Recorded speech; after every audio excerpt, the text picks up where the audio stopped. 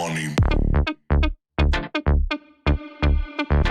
Let's get money, motherfucker, get money. Let's get money, let's get money. Let's get money, mother. Oh, I thought that was gonna keep playing. I goofed it. Yo, what's up, everybody? Hold on. All right, man. I goofed that, but whatever. It's all good. Ladies and gentlemen, people of the internet, how art thou? Hope you are all happy, healthy, wealthy. Listen, my dearests, my beautiful dearests, it has been a hot minute since we've been live, man. Can we get a sound check? First of all, I have a new audio interface because my old one kind of like, you know what I mean? Kind of shit. So please give me a quick sound check. Make sure that we're okay here and that we're good. Mic check. Hello. Please let me know if we're all right here. All right, cool. Listen, my friends, it's been a while, man. It's been a long time. I hope you guys have been doing all right. You know, hopefully you guys have been doing okay. I've been good, man. I've been pretty good. You know, I want to say this. We haven't been live on the public YouTube, but I'm still live every single day. Every single day I'm still live in the Nexus. So, you know, we're still working, right? We're still working. We just haven't really been on YouTube. A lot has happened in the last... Let's play some Nexus anthems right now. A lot has happened in the last, you know, little while since I've been live, but I've been doing my best to keep you guys updated with what I'm doing and what I'm expecting, okay? But yeah, you know, I hope you guys have been going well. Let me know about you. How you been? How has your trading been? Has it been good? Has it been no good? Has it been comme ci, comme ça? Which means so in French. Are you guys, have my videos been helping you? Talk to me, baby. Give me some love. Let me tell me about you. Tell me about your day. In the meantime, I'm going to say hello to each and every one of you. Kaja, I'm sorry, I don't know how to say your name. Jay Becker says, good evening. God bless all. Yes, sir. Yes, sir. Short Tubes, hello. Welcome. Getchy, sorry, I don't know if I'm saying that incorrectly. TNB Willa says, shouts out to the Otter Gang. Well, says Otter Gang. I'm saying shout out to the Otter Gang. Shouts out to Alex O'Crypto. Shouts out to the Otter Gang. And shouts out to all of the people that are at the Bitcoin conference in Vegas. I just got back from Vegas last week. Unfortunately, well, not unfortunately. You guys know me, man. I'm not the kind of guy that would go to a Bitcoin conference. Not to knock it, to each their own. But, you know, shouts out to everybody at the Bitcoin conference. I'm long, guys. I'm long. So I'm hoping that this year, and I kind of have a little bit of suspicion that this year, the, hold on, I got to make my camera go higher. I kind of have suspicion that this year is going to break the trend that we dump on the Bitcoin conference. I kind of think we're going to pump during the conference, to be honest. But if you've been paying attention to my updates, that should not be anything new for you. Short 2 says, ain't no way Geo is live right now. I'm here in the flesh. 5'2 3/4. What's up with it? It's good to be back, guys. You know what? I got to say, man, like, I haven't really been consistent on YouTube. I will say that. On the public YouTube. In the Nexus, yeah. You know, I used to come volume up. My volume. Should my volume go up? We're going to talk about all the things, man. We're going to talk about the weekly. We'll go over Bitcoin. We'll go over Ethereum. We'll go over Bitcoin dominance. We're going to go over the whole thing. It'll probably be a long stream. So, you know, hang around, grab some popcorn. Sunday scaries, you know, with the wifey. Grab a blanket, cuddle up. No babies on my behalf, all right? Anyway, as I was saying, you know, I have to say, guys, I got to be honest with you. I've always been honest with you from the beginning. I don't want to say I lost my passion for YouTube because I didn't. I love to teach. I love to help people. But it's been a lot lately, man. It's been a lot. Like, you know, I've been getting a lot of hate, and it's just, like, been a lot. And I'm working through it, and I'm human, and I'm here, and I don't want to make this all sentimental and shit. But pretty much, that's why I haven't really been live. I've been going through it. My own personal shit as well, and I've been very busy. Okay, I've been very busy as well. We've been trading well. Hey, we've been trading well. We've been doing well. We've been hitting every pivot. I've been updating you guys along the way, so thank you guys for supporting me. Thank you guys for watching me.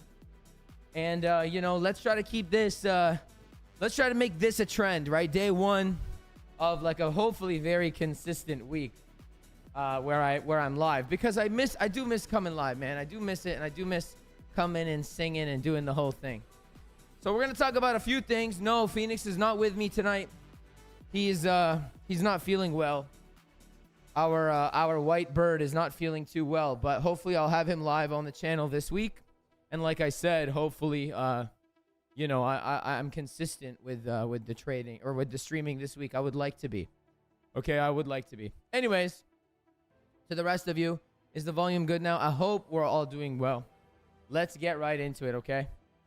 Let's get into the mix here. Let's talk about some things that we need to talk about. First of all, I don't know if you guys saw my update this afternoon on you. Actually, okay, first of all, and I promise I'm not here to shill you anything, but I just want to say this real quick while we're here, okay?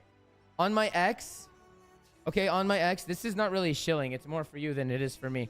On my X, guys, like I've been posting, so I haven't really been as active on Twitter or on YouTube, sorry, but I've been very active on X, okay? And this is like Nexus shit that they've been getting on X. And so if you're not following me on X, the reason I've been more active there is because like X allows me to get to you guys a lot quicker. By the time I make a YouTube thumbnail and edit the video and all this shit, you know, so many things can change. But X, I can just like quickly go bam, bam, bam. Right? So I've been posting like, you know, pretty frequently some like Nexus stuff on X. You know, I've been talking about distributions and why it's unlikely. And, you know, this entire rally on Bitcoin is considered the most hated rally right now of like all time. And I've navigated X throughout this entire rally. I've done it on YouTube as well, but I can't get to you guys as quick. So, you know, I'm not trying to shill. Like, truly, this is more for you than for me. But the link for my X is in the description down below. It will help. I promise it will, because I've been very active on there. Okay, so let's talk about some stuff, man. Let's talk about some stuff. Let's hide the indicators for a moment. We'll pull the indicators back up. Well, let's talk about where I left you guys on my last update, which was essentially that, you know, USDT dominance is in a range. We know that, okay? We know that I'm the king of USDT dominance. This is not arrogance. This is just what it is, okay? And I mentioned that USDT is very likely going to rotate over to the range low, okay? I'm not going to go over the crazy analysis, because the truth is, guys, is that right now we definitely are in more tricky price action at the moment, okay? It's like kind of rigid. It's kind of choppy. You know, a lot of people are shorting. The market is net short. You can see that by the funding rates, right? The market is net short. So the majority of people are shorting, expecting a large move to the downside on crypto, on Bitcoin. Obviously, the entire market moves in tandem. And so that being said, you know, myself, like the trading got pretty difficult. And what I've been saying openly, okay, I've been saying this, you know, fairly like openly here. What I've been saying is that there actually is a short here, by the way. What I've been saying, though, is that we, on this entire leg to the upside, okay, ever since this low, and I made a YouTube video about this. The long story short, we had 1, 2, 3 distribution. This sucked as a tap 3 anyway. We accumulated on the low. As soon as we accumulated on the low, I had suspicion that the high was going to be our target. And this is what I've been navigating you guys through on YouTube and on X. Okay? The majority of people have just been shorting, failed distribution, failed distribution, failed distribution, failed distribution. And I have maintained my bullish bias throughout the last, to be honest, it's been quite a while. I've been bullish probably since the beginning of March, mid-March. So let's say 49 of the 60 days or so we've been in this kind of range. Half of the range, give or take, I've been bullish. Okay? And right now, what's happening, at least on USDT dominance, is I do still think that we are heading towards our higher time frame targets that are much lower. Okay, I've been saying very vocally that I think Bitcoin is headed for 86K. Okay, I actually, funny enough, on my Twitter, I coined a term. I don't think this has ever been a term, but instead of April, I was calling it Upril. And it exactly was Upril. You know, the market was Upril. And it's funny because right now, the narrative, at least from my perspective, okay, the narrative right now, what I'm seeing is that everybody is talking about now sell in May, walk away. Okay. The major fractal that I've been seeing nonstop pretty much on Bitcoin on the market is that, this is just another bear trap. What they're doing is they're overlaying this. I'll tell you exactly what they're doing. They're drawing a line like this. They're drawing a line like this. They're putting a little arrow down here. They're putting a little arrow down here. And they're saying this is the biggest bear trap in history. My thought and what I've been expressing to you guys as of late has been that I think this is an Uno reverse. I don't think this is a bear trap. I think this is a I don't think this is a bull trap. I think this is a bear trap. I think they're exactly doing it one-to-one because it looks like this. Like that's kind of what my position has been. And as a result, this has turned into the most hated rally. It's been the most hated rally that people have had. Okay? It's been the most hated rally. And so as a result, right? As a result of this most hated rally, people have been shorting, which is why, like I said, funding rates are net negative. Okay? And so now we're here, right? I'm expecting higher. That doesn't mean that we're going higher necessarily from here, but I am long right now. Okay? There is a short in this zone. Am I going to take it? I don't really know. ETH hasn't hit my target yet. Okay? I've been updating X on Ethereum as well. Okay? But for right now, the weekly candle just closed. So I figured while I take a look at the weekly candle and see how different the analysis looks and whatever based on the weekly candle, I thought we'd look at it together for the very first time and we'd, kind of come up with not a plan. I already know my plan. I do think we're going higher. I do think we're going to 86K. I do think that this is a bear trap, not a bull trap. And I do think that the majority of people that are shorting, and the majority of people are going to end up being wrong. Okay, that's my idea hasn't changed yet. Okay, I don't want to say I haven't been wrong yet. Like I did say 86K comes before 60 when we were back at like 62, 63.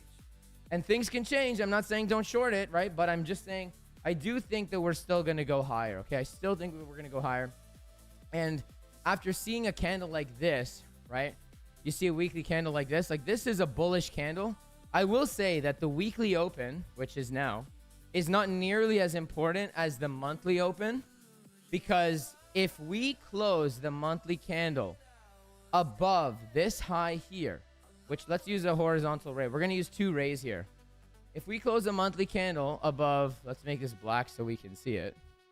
If we close a monthly candle above 76K, it will be the first monthly candle that is closed above a previous month high since this candle over here. Since this guy. Since July of last year. Okay? Now remember, I'm not by any means, especially for the people that are new here, by no means am I saying that we're going to new all-time highs and that the bottom is in and the low is in. I don't think the low is in. But what I have been saying and what my position has been is that the tide is turning, okay? It can't just go down. And at least from my perspective, like I said, for me, everybody's bearish, everybody's shorting, everybody's talking about the bearish PO3 and how it's a bull trap and whatever else, okay? That's, again, from my point of view, what everybody's doing. And I think that those people are just like, what I've been saying is that people are in denial, okay? I think people are going to be in denial on this rally, which is why, when you go on X, there are accounts like Killa XBT. Look, I'm going to show you guys. I'm just going to show you. This is like one of the biggest accounts on X. I'm going to show you what I'm talking about so that we're all on the same page, at least in what I'm seeing. It's just, oh, wow, he blocked me. That's funny. It's just shit like this where it's like, here, let me show you here. I didn't even know he blocked me. That's funny. Kind of funny, actually. Hold on. Shit like this, right? The market rarely gives perfect retests, right? And I'm not saying by any means that this guy runs the entire market. Obviously not, right? I don't base my trading off of one dude, okay? I really don't. Despite him having 200,000 followers, I do not base my trading and I'm already bullish with or without this, but this helps the case. And part of it was that these bears are going to get trapped. Okay? That was my that was my thesis from when we were at 62, 63, and I was saying I think we're going to 86. Okay? The idea was that it was going to be a bear trap, not a bull trap like everybody's saying. They're going to Uno reverse you and it's going to be a bear trap. That was the idea. So now if this monthly candle closes above, here's the funny thing, right? Here's the interesting part. If this monthly candle closes above this candle, it's the first monthly candle that we closed higher than a previous month since July of last year. So the tide is turning. I wasn't wrong when I said the tide was turning, right? We've been long since this whole uptrend. I've been saying it. Man, I used to be a perma bear. Bro, I'm telling you, man. But here's the more interesting part. Because this candle resides within this guy right here. Okay? It's an inside bar. So we're actually fighting to close above this candle high. And I'm not saying that we're going to close above there. We're going to jump in lower time frame stuff now. But I find it very interesting that for the first time in, a few months, Bitcoin is trying to close above this high. Now, ultimately, do I think that that's going to result in much, much higher prices? Not necessarily. I don't really care about candle closes per se, but it's an interesting observation. And it all it does is just add to my, it was a bull trap, not a bear trap, and that the tide was turning. But I was saying the tide was turning over here.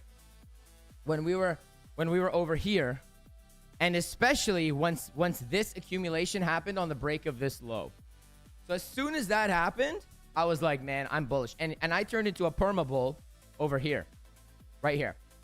And we've been long since, and we've been screaming on Twitter that, all these distributions failed. There was a little distribution here, failed. This distribution failed. This distribution failed. Every single distribution on the way up failed, and everybody's drawing the liquidity, and there's a reason we're not going to that liquidity. Because everybody's shorting. The market is net short right now. That's not my opinion. That's a fact. Go look at the funding rates. So, I mean, that's pretty much what, is happening on Bitcoin. This is right now a short zone. And this is obviously the last short zone until we make it to the range high at let's say 80K. Okay. I do think that we are going to hit 80K. I do think we're going to hit it this week. I do think we're probably going to hit it today. Or we could hit it today. Not probably. We could hit it. We definitely could hit it today. And I can't say that I'm bearish on the market until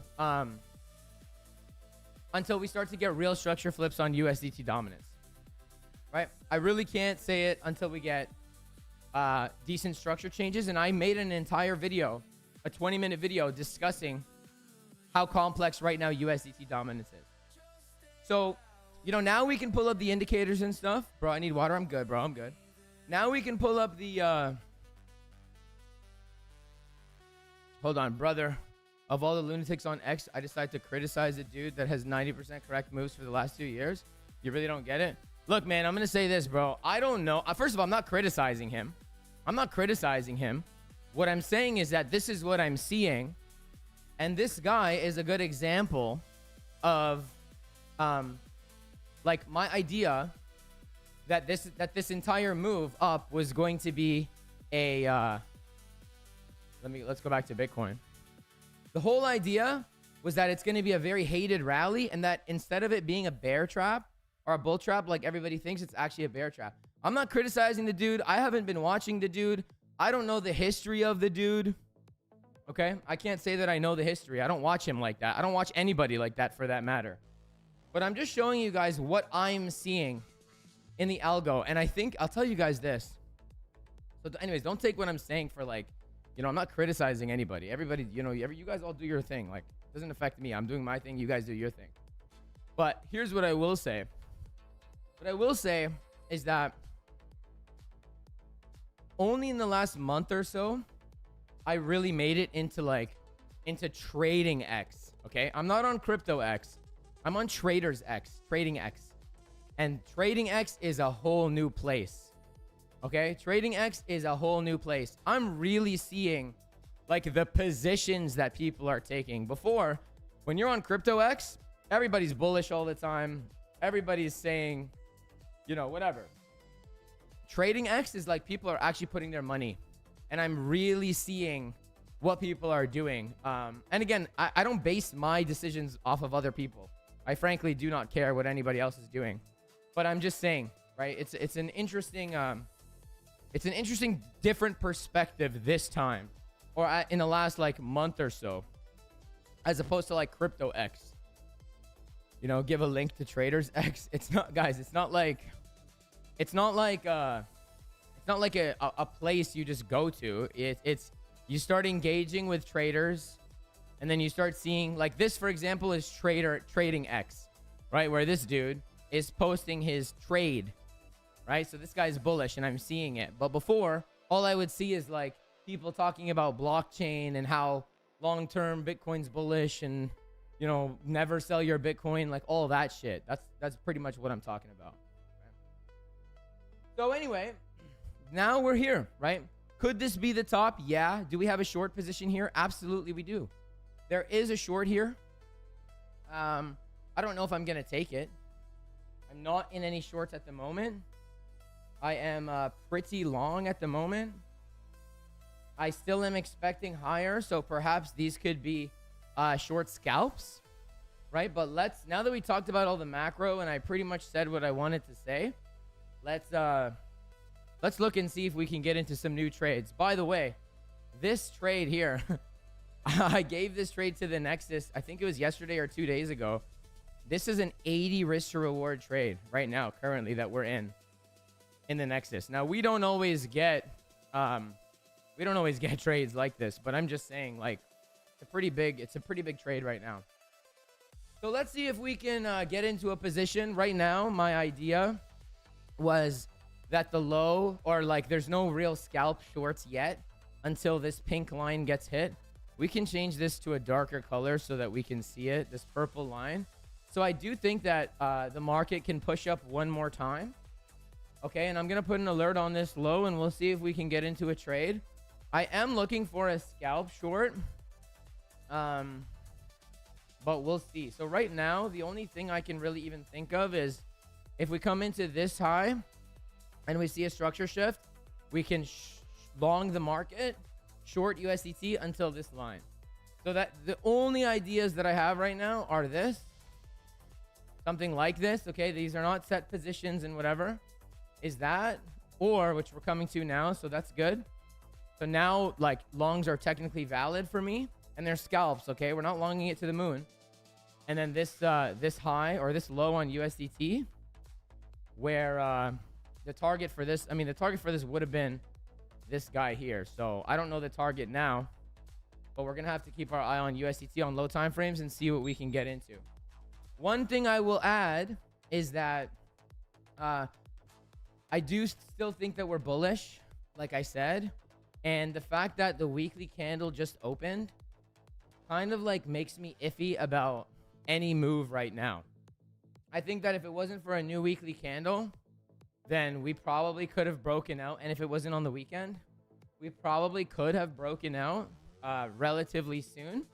But, you know, because it's a new weekly open, you know, where it invites the possibility for like a bunch of shenanigans and whatever else. Okay. So when it comes to Bitcoin, I mean, look, we're in our range, right? We have our range. You have your value area of the range, right? When we were down here, when I longed down here, I identified that we deviated the range low, or not the range low, the value area low of the range, right? We had swept out the range lows. We had good structure here. And, you know, we were looking for full rotation up towards my box, which we're in right now. And this is the last short prior to taking out the previous high. And if you go to the previous high, I think we're just going to blast up to like probably 82, 83K. I think that even London tonight could do that. Okay. Otherwise, your short is right here. Okay.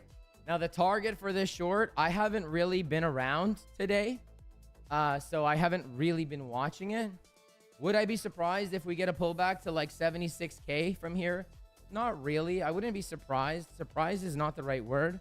Although I don't really think that we're primed to do that. If we do that, I'm going to have to make some adjustments to my longs at the moment if we start losing some decent structure here.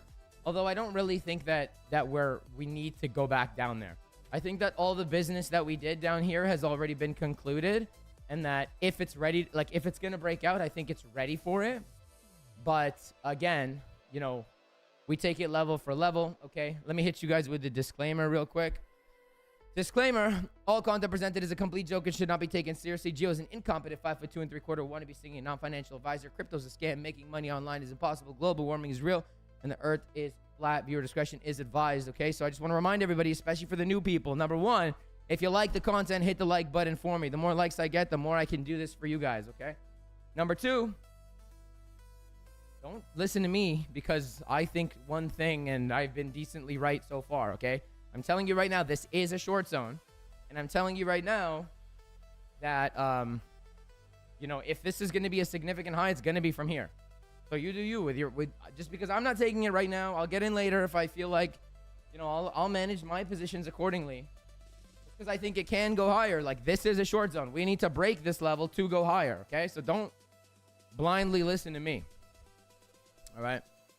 Okay, let's hear what people are saying. Your algo is showing you trading. That's cool. Yep. Interesting because the whole algo is incredibly bullish. Lol, link for Traders X, bro. Come on.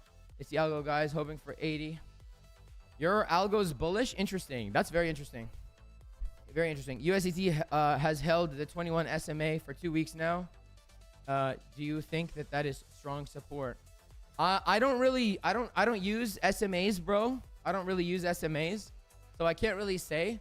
But what I will say is that when it comes to USDT dominance, right? Look, you have to be objective when you're trading. And let's be objective right now, okay? I made a whole 20-minute video about this. But let's be objective. I have two main targets on USDT dominance. One of them was our MTF targeted low. This got hit. Could this be the high of the market? Yes, it could be. It definitely could be. Do I think it is? No, I don't. But it could be, right? But my let's say my more preferred scenario is my higher time frame target levels, which is like 6.77% and 6.5%. Okay? So is it possible that the high is in? Absolutely. And I'm not saying that it's not. And I'm telling, like, there's a short here. You can see it. I just said it. There's a short here. Okay. Am I taking this right now? No. I'm not. I'm not convinced yet. I'll get in later. No problem. Look at how I hit an 80 risk to reward trade here. And that's excessive, mind you. Like, let me just say that. But like I've been longing this whole way. But like, you can get in from anywhere if you know what you're looking for. So am I eager to jump in? Am I scratching? Oh my God, this is the high forever. Let me get in. No. Okay, no, I'm not. I'm not at all. Especially because USDT hasn't taken this low, right? That's a problem for me. For you, if you like it, then take it, right? But because of USDT, like, you know, is it a strong, like the SMA, is it strong support? I can't say. I don't use SMAs. So I wouldn't say it's, like, for me, I think the market's going to continue to pump, right? Does it pump from here? I don't know. But I would imagine that, you know, we're ready to rock here. And we'll take a look at the indicators here in a couple minutes. But I want to see your comments. At ZEBEC to the moon. I don't even know what that is, man. I don't even know what that is. Same here. My whole algo is bullish. I don't know what Geo is seeing. That's a very interesting. Okay, you guys let me know because it's very interesting to me. You know, this whole sentiment conversation. Like, let me be clear. Okay, let me be clear when I say this. It is I don't trade based on sentiment alone. Okay? I had an idea back here, and the sentiment comes later, right? Like, I had an idea over here that this was going to be a hated rally, and that the perma bears were going to be in disbelief, and now the perma bears are in disbelief. Okay? So that's number one. But you know, that like, people follow, like, people only know how to react to what's happening right in this very moment. So I was bullish over here.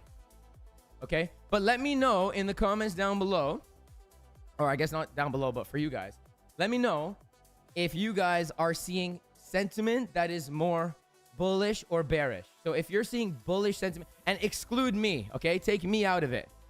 Don't count me, because I've been bullish this whole time. Take me out of it. Are you seeing people more bullish, more bearish, or neutral? I'm going to go get water real quick while you guys let me know that. Make sure you hit the like button for me, please, and thank you. Tell me, bullish, or are people more bullish or bearish in your point of view? Be right back.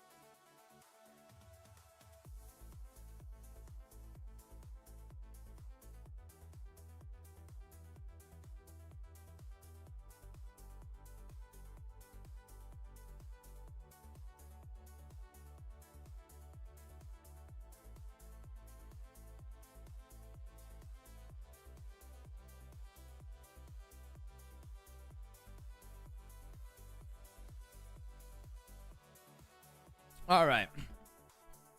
Let's see what people are saying. Oh, wow. Okay. You guys are seeing, interesting. Interesting. Loads of bullish recently. Bullish, bearish. Saying my ex has been excessively bullish. Bullish for sure. Bullish, bullish.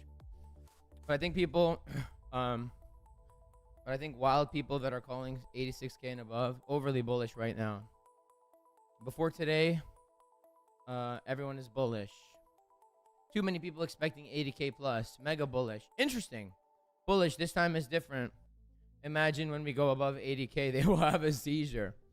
Neutral, slightly bullish. Expecting 80K. Alex O, Annie, Jason, Lifer are all bullish. Tino is the only one who is not the sentiment. Very interesting. Very interesting. Okay. That makes me feel good that my corner of people like Alex, Jason, are bullish. Because I trust them, and I'm bullish too. I am. Can't say I'm not. So that's very interesting. That's how the sentiment is looking. Very interesting for sure. Okay, let's talk about the money flow. Let's go weekly money flow. My boy's asking. What about the weekly money flow? So here's the deal, bro. Here's what I think. I'll tell you guys what I think. Whether you agree, whether you disagree is up to you, okay? Here's what I think. I don't really care about how this looks, okay? I don't really care about the weekly money flow. Doesn't really matter to me, okay? Doesn't really matter to me. But here's what I will say about I guess, Market Cypher, okay? When it comes to Market Cypher, whenever you have a deep wave like this, you can, not always, but often expect a bullish divergence to come, okay? Which would look like something like this on the chart. Okay, let's hide everything just so things are very clean. Let's hide our SMTs and our candles and our vectors. We'll keep the vectors on. I like the vectors. So it would look like, remember I said my corner is bullish over Tino? I haven't, bro. I'm gonna be honest. I have the most respect for Tino. I haven't watched Tino in like 3 years though. I really like Tino. Okay, I have nothing bad to say about Tino. I've never said anything bad about Tino, ever. I haven't really watched him in a very long time. I'm busy. I'm doing my own thing with the Nexus and whatever. But yeah, that's all I gotta say really. So when you have a deep wave, right, like we do on the weekly, like you did over here, you're likely, not always, likely to put in some kind of divergence, and that ends up being, let's just say, the bottom. Okay? So in terms of the money flow, do I really care that we are kind of coming up on the weekly? No, I don't. Okay, no, I don't. I'm going to be honest. Like, I've been bullish this whole range. You guys have seen my video updates. You've seen me posting on X. Okay, you've seen this killer XBT guy blocking me. And that's fine, you know, to each their own. So do I care about the money flow specifically, which is what your question is? No, not really. Not really. Because my idea, anyway, is that we're not going to all-time high. I do not think we're going to all-time high. Okay? And in fact, what I think is going to happen is very simple. Okay? I'm going to really, and I don't mean this in any condescending way, but I'm going to dumb it down to make it super simple for even the beginners. Your higher time frame structure, let's say your weekly structure or your daily structure or whatever. You have high, you have low, you have lower high, you have lower low. Your expectation whenever you have this is lower high, lower low, or higher high SFP, or higher high PO3. Okay? That's your expectation. This is what you can expect. You can expect this all the time. Let me show you an example. Look. Watch. Simple. We're not going to complicate it. You have low, you have high. You have higher low, you have higher high. You have higher low, you have higher high SFP. Because you SFP'd it, you lower low SFP. Because you lower low SFP it, you go to the high. Higher low, higher high, higher low. That's it. That's all that's happening. Higher high, higher low, high, right? All that's happening. So what I think is going to happen is that we're putting in right now that lower high to make the lower low. Or my favorite scenario, okay, my favorite scenario is that we're actually going to make a higher high, but it's going to end up being a PO3. And I call this the LOL PO3. This is my favorite scenario. Are we going to get this? I don't know. But this is my favorite scenario. Because right now, again, for me, I can only speak for me. I can only speak for myself. For me, the majority of people are bearish. How do you catch these people off guard? Remember, this is a very aggressive move. This is a very aggressive move. Okay? Very aggressive. And so your structure is what? Is high, is low, is lower high, and is lower low. So we need to, well, in my opinion, we need to get the lower high to make the lower low. We haven't really had a great lower high yet, in my opinion, which is why I've been targeting 86K, because this zone looks like a nice zone, in my opinion, right? But really, anywhere here, like for me, I'm content with the high being in. And it's not up to, guys, I want to just say this, like, it's not up to what I want. It's not up to what I prefer. I'm building out possible scenarios. The difference between a good trader and a bad trader is the good traders will create a bunch of different possibilities and trade them based on the confirmations they get in those zones versus the probabilities. Okay? Right now, I just told you that I'm not taking a short on Bitcoin, even though we're in a short zone. Right? That's my decision that I'm making. I might regret that decision later, or I might not. I'm still bullish. Okay? The difference is that I make scenarios like this well in advance, okay? And you can call me crazy, you can call me cuckoo, you can call me bananas, but what you can't call me is not objective. You're not allowed to say that I'm not objective because I'm looking at every possible scenario. There's a scenario where the high is in right now. I don't think that's likely. There is a scenario where 80K is the high. That could happen. There is a scenario where 86K is the high. That could happen. There is a scenario where 100K, 102K, 104, 105 is the high. That could happen. There is a scenario where we go and we fall down to 40K, 30K, 20K. Everything is possible. I've learned my lesson, guys. Listen, I've learned my lesson. It's all possible, man. It's all possible. So you can't, there's only one thing that the only thing you can never, hold on, my freaking brain. Oh my God, I just had an aneurysm. You can't say never, guys. The only thing that's 100% in trading is that everything is possible. Yes, it's possible. And that's it, man. And that's it. And that's what I'm looking at, you know? I've learned my lesson. Listen, I grew as a trader in front of you, in front of all of you guys, okay? I grew as a trader in front of all of you. Throughout the bull market, I was bearish and I learned my lesson. okay? And I say it all the time, I don't lose, I learn. Of course I lose trades, but I learn. I learned. I used to be the guy that's like, oh man, look at the divs, look at all the liquidity, we're going lower. I used to be killer. Married to an idea, married to a bias. I don't do that anymore. And I've done much better not doing that. So, you know, if you resonate with that, then I appreciate you because, you know, it's crazy, guys. I've never been more right. I've never been more right. And I've also never simultaneously gotten as much hate as I'm getting now. It's crazy. It is crazy how much hate I'm getting lately. It's like, what, you're mad at me because I told you this would happen and then it happened and then now you're mad? Well, why are you mad at that? I'm helping you. What do you mean? Anyway, let's see what you guys are saying. See what y'all are saying. Shorts are cooked tonight? I think so, man. I do think so. Killer knows that I know my stuff and hates to see it coming. I mean, listen, like, I'm not really, like, I don't really want to hate on another man. I did, though. I did kind of bite a little bit. Like, I got to try to make some noise on X. But I don't really say anything, like, too bad. I just say shit like, here, I think this might have been the one that pushed him over. Like, he posted this perfect rally, whatever. And I just replied, I'm like, are you trying to convince us or yourself, bro?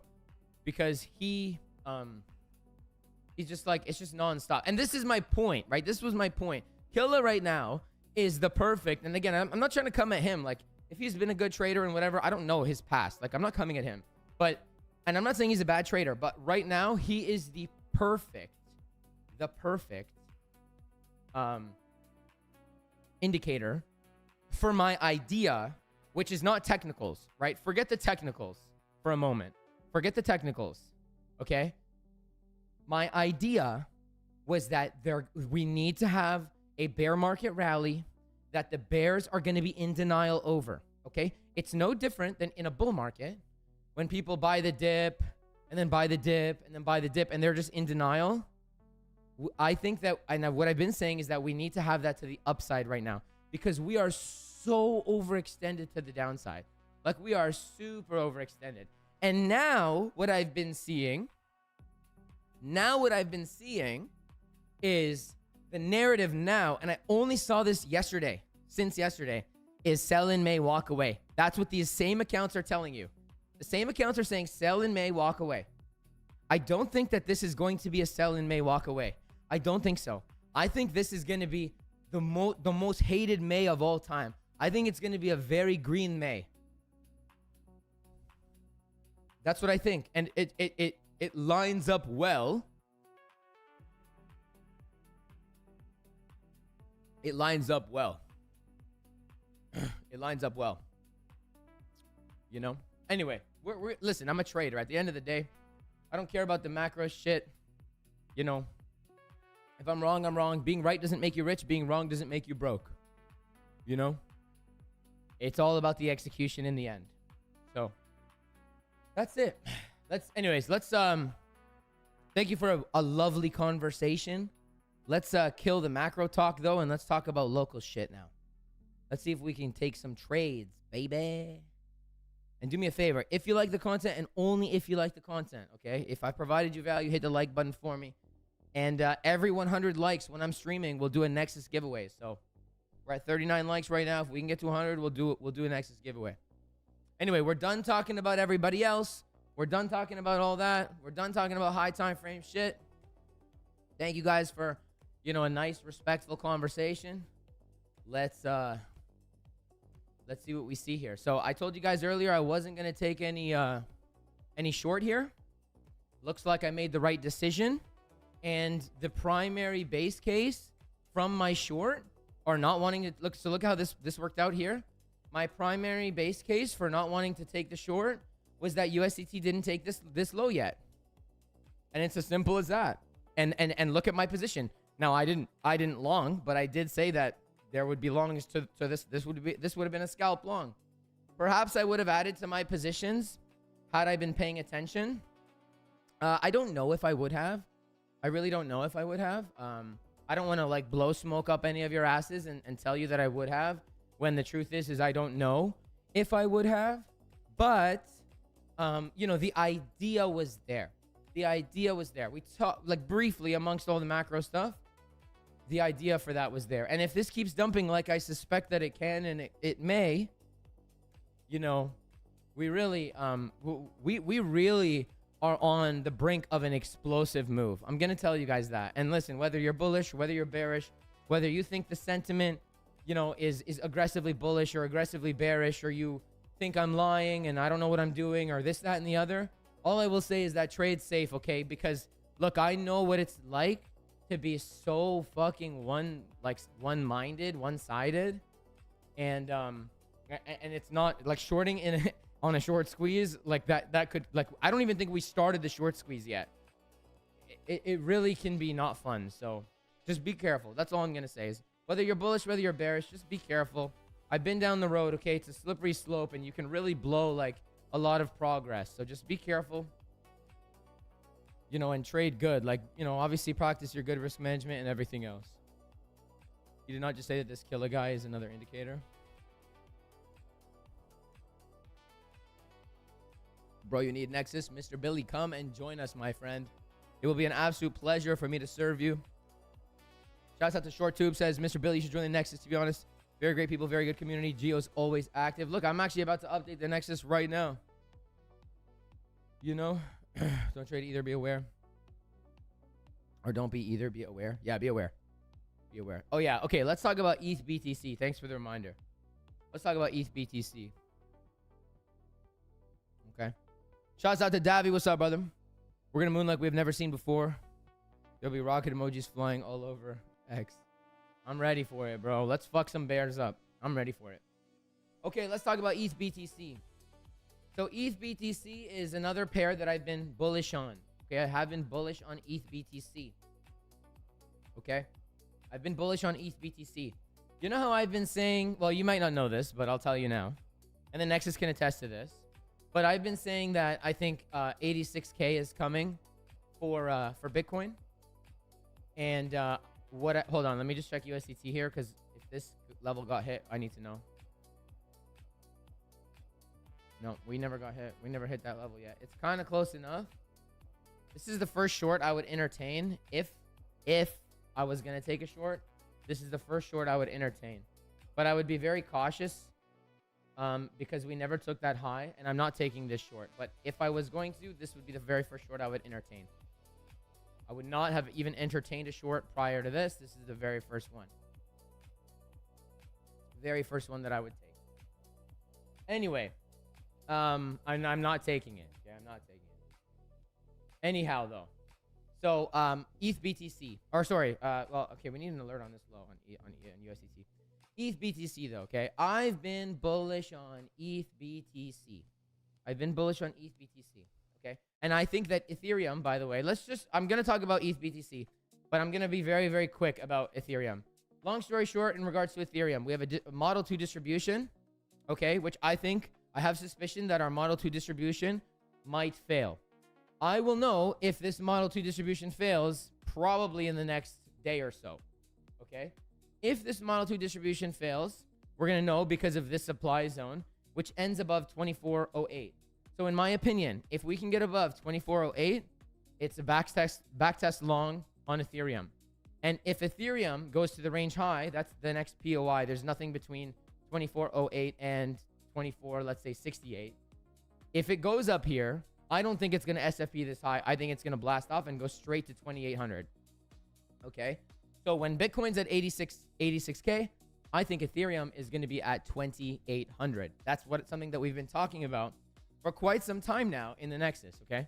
So now let's talk about ETH BTC. Because what is going to support our thesis that when Bitcoin pumps to 86K, if not when, I don't claim to be right, it's not 100%. If Bitcoin pumps to 86K, what is adding to my thesis that Ethereum may pump, more than that, okay? And the answer to that is ETH BTC. So the reason I've been bullish on ETH BTC is quite simple, okay? Obviously, ETH BTC had its little run when Ethereum made an all-time high last year, okay? Amidst of that big push-up on ETH BTC that we have a breaker block, which is a weekly breaker block, okay? in that weekly breaker block. We've been watching this in the Nexus for quite some time. It's been about 3 months now, 2.5 months, let's just say. Maybe by the time I caught it, it was like here. So let's say 2 months, 2.5 months, we've been watching ETH BTC in the Nexus, especially because, you know, in the last few months, I made the executive decision to only trade BTC and Ethereum. I don't really trade anything else. Yes, I'm in a couple other trades right now. I am in a Dogecoin long. I am in a hype long. Okay. Looks like we made the right decision not to short, huh? So, yeah, right. I've been bullish on ETH BTC, okay? And since we came into this level, okay, well, what did we have? We have a very clear as day accumulation. You have a 1, you have a 2, you have a 3. And then that accumulation broke up to the upside. So what are you expecting? You're expecting higher, low, higher, high, until, at least, in my opinion, minimum the notable supply, okay? Now, what happened on our way up is we SFP'd this high, which made this low our targeted low, which we just SFP'd now, okay? Currently, right now, as I've been stating with pretty much no breaths on this live stream, what I've been stating is that I think we're due for an explosive move to the upside. Shouts out to Big CG3BW, all right? I think we're going to have a big move to the upside. And I think that Ethereum is going to fail its distribution. And I think that it's going to go to 2,800 alongside Bitcoin going to 86K. So what would ETH US or ETH BTC look like if that were to happen? Well, first of all, Bitcoin is, let's just say it hits my target, okay? We're going to play pretend here. The ones that are lurking, that hate me and you know, don't agree with me, whatever, think I'm an idiot for even suggesting 86K. Let's just play pretend right now, okay? If Bitcoin goes to 86K, okay? The psycho on the internet on the treadmill, 5 for 2 3/4. Thank you very much for asking. If it goes to 86K, Bitcoin's going to go up 9%, okay? If Ethereum goes to 2,800, like I'm suggesting, it's not actually 2,800, it's 2,782. It's 17%. Okay, it's 17%. So roughly, let's just say double, okay? Right now, as we speak, if ETH is going to go double, like my idea is that ETH will go to 2,800 when Bitcoin hits 86K, if that happens, right? Which is double the percentage. If that happens, if Ethereum moves double the amount that Bitcoin moves, well, then that means that ETH BTC is going to rise. What evidence do we have to suggest that ETH BTC is going to rise? Well, number one, you know, we didn't hit our notable supply yet. That's number one. Number two, the SFP that was created as a result of this SFP on the high was down here. And, you know, we are currently SFPing it. That's undeniable. We are currently SFPing it.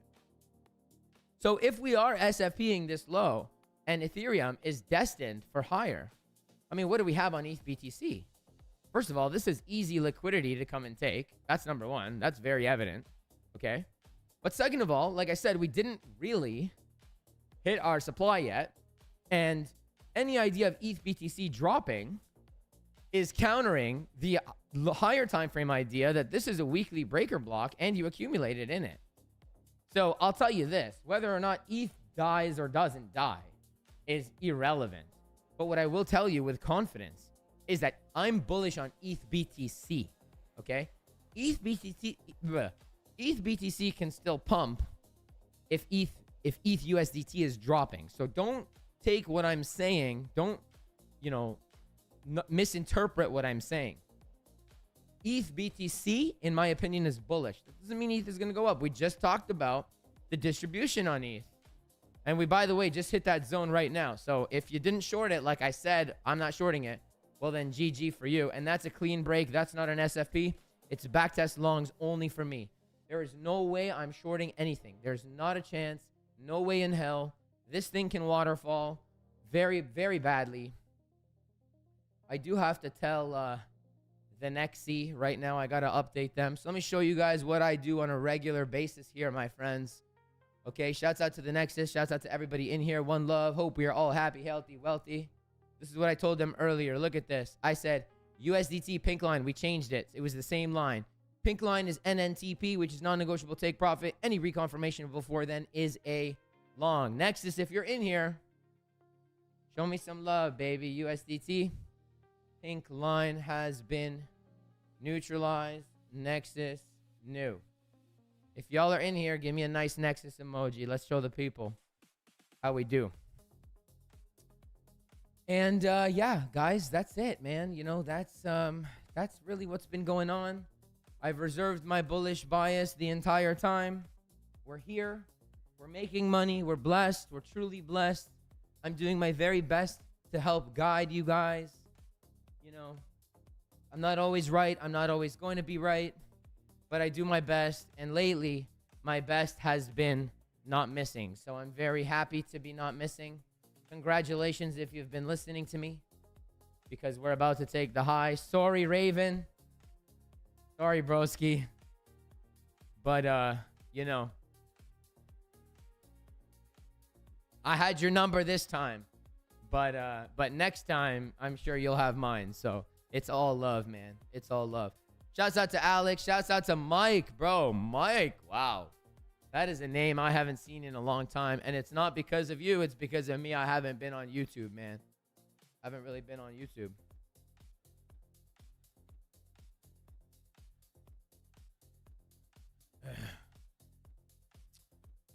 I was live for the Giga Short and didn't take it. Lol. I don't know which short you're talking about, bro. I've taken many shorts. And I actually did. I shorted right here. I shorted on YouTube live right here. I closed my 200K long on Bitcoin right here. And I shorted whatever the 700 number was. Right here. I literally shorted right here on live. Right there. So. Anyway. So if you're long, GG. If you're short, okay. On to the next. You know, no big deal. Let's see if we can push this thing. So I think it's going to go to the 81K OB. Oh, yeah. Yeah. Yes, sir. Yep. I think it's going to go higher than that. I think it's going to 86K. I've said that many, many times. Many, many times. The short happening right now? Wait, what? I was live for the Giga Short and didn't take it? Wait, what do you mean the Giga Short? It wasn't even a short though. Oh, you mean on USDT? You mean shorting USDT? Is that what you mean? Sorry, bro. I don't really quite understand what you're getting at right now. Do you mean the USDT short? Yeah, I didn't take that, but I'm already long. Like I'm not. Yeah. Okay. I'm already long. Like I'm already in my position, so I don't need to like expose myself more to the market. I'm already in. I'm good. You know, we're doing pretty all right. We're doing pretty all right.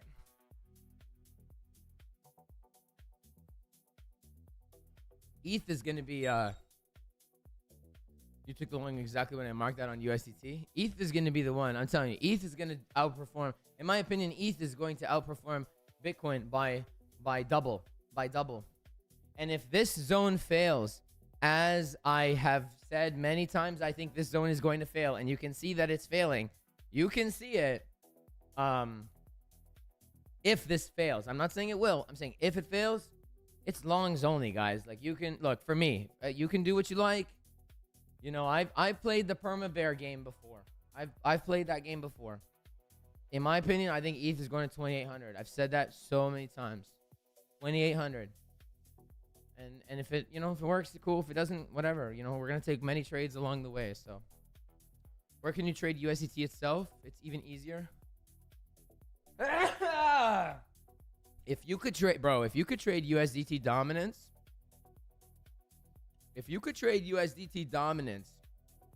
alone, I mean, you can, you just counter trade it, dude.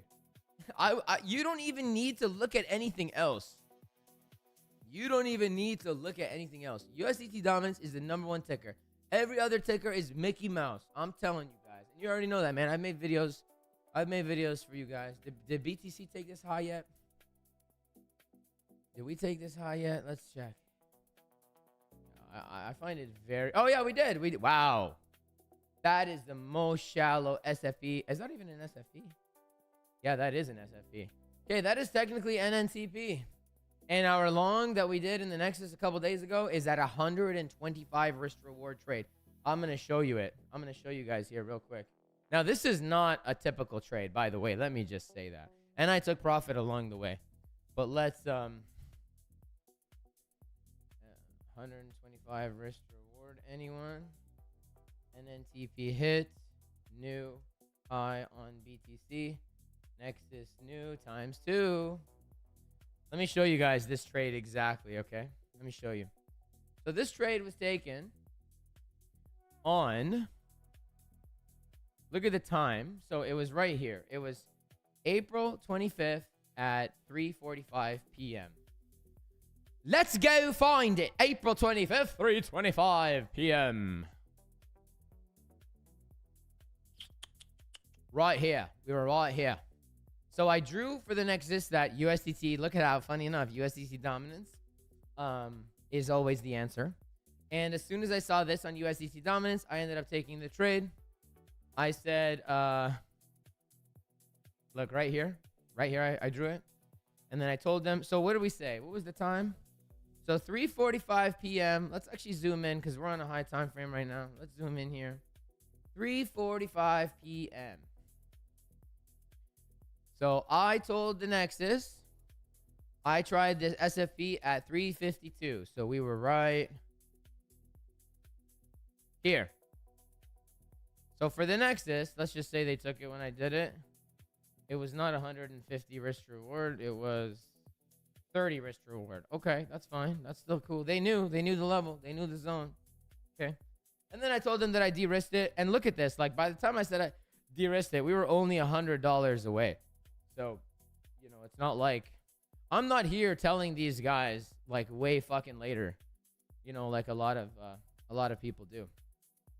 I'm telling them pretty much instantly, right? Pretty much instantly. So, yeah, let's go, baby. Nexus new. Nexus definitely new. All right. Something I will appreciate a lot is to add a chapter in how to execute. I mean, do live examples when to enter. So the exact point where to enter and click the buy button. Well, Peter, my friend, here's what I will tell you. Are you in the Nexus? Are you one of the people? Are you one of mine? Let me know if you're in there, and then I'll answer the question tailored to whether or not you're in the Nexus. Okay, Suzanne, what's up, Susie? Says, I just closed this trade after this shot up in nice profit. Beautiful. Beautiful, girl. Oh, shit. Are we going to get copyright? No, we're not. Beautiful, girl. That's what I love to hear, baby. Shouts out to Susie.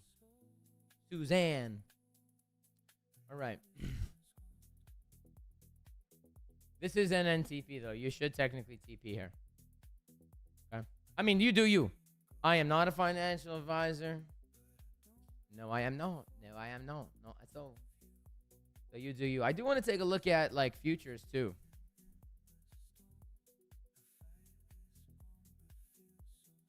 Yeah, USDT is a game changer. I've been looking at it for 2 years. Bro, USDT is the king, and I'm the king of USDT. Yeah, I didn't expect it, but it was a good long. Nice, beautiful. You were, but you ran out of the juice. All right, Peter. Here's what I'm going to tell you, bro.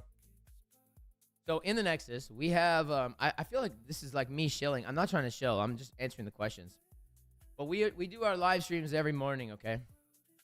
And I would say, I mean, the Nexus can tell me, can like, you know, call me out if I'm lying, okay?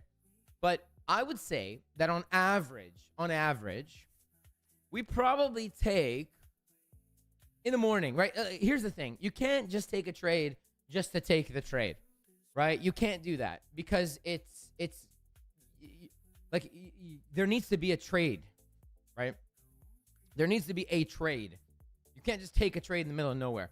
So in the mornings, I would say maybe,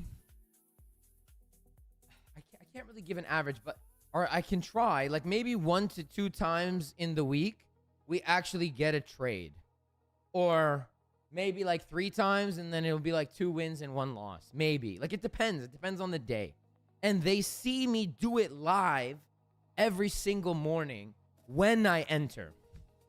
Okay? When I enter, they see me do it. So, you know, I can't say for sure that they, like, it depends on what's going on, okay?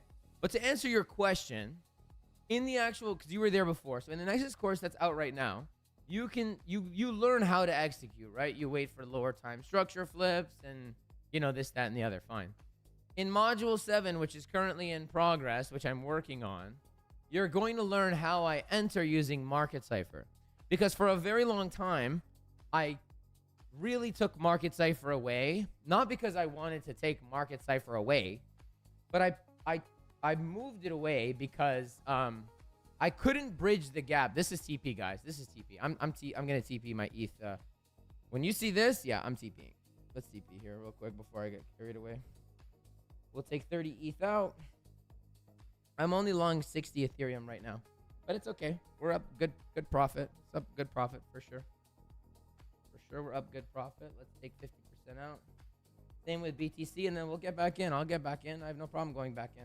When you know how to trade, you can get in from anywhere. It doesn't matter to me. We'll take some profits, and then and that's it. Little profit doesn't hurt anybody. I'm trying to learn to be less greedy. This is definitely TP. Okay. So in module 7,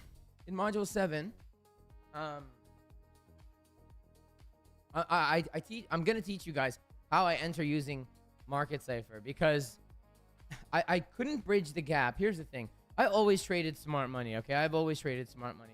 But I couldn't bridge the gap between smart money and Market Cipher. I just couldn't do it for a very long time. And I recently kind of clicked to me. So you will be learning, because I enter aggressively, right? Like the trade that I showed you guys, this trade for me was 125 risk to reward. That's for me. Okay? Now, nobody else got that because number one, like I didn't post the update until like 3 minutes later, 4 minutes later, whatever it was. But number two, unless you were watching Market Cipher at this time, you wouldn't have been able to take it. Like this is like a real-time thing. But I'm going to teach you guys how I did that, you know? So that, I guess, answers your question.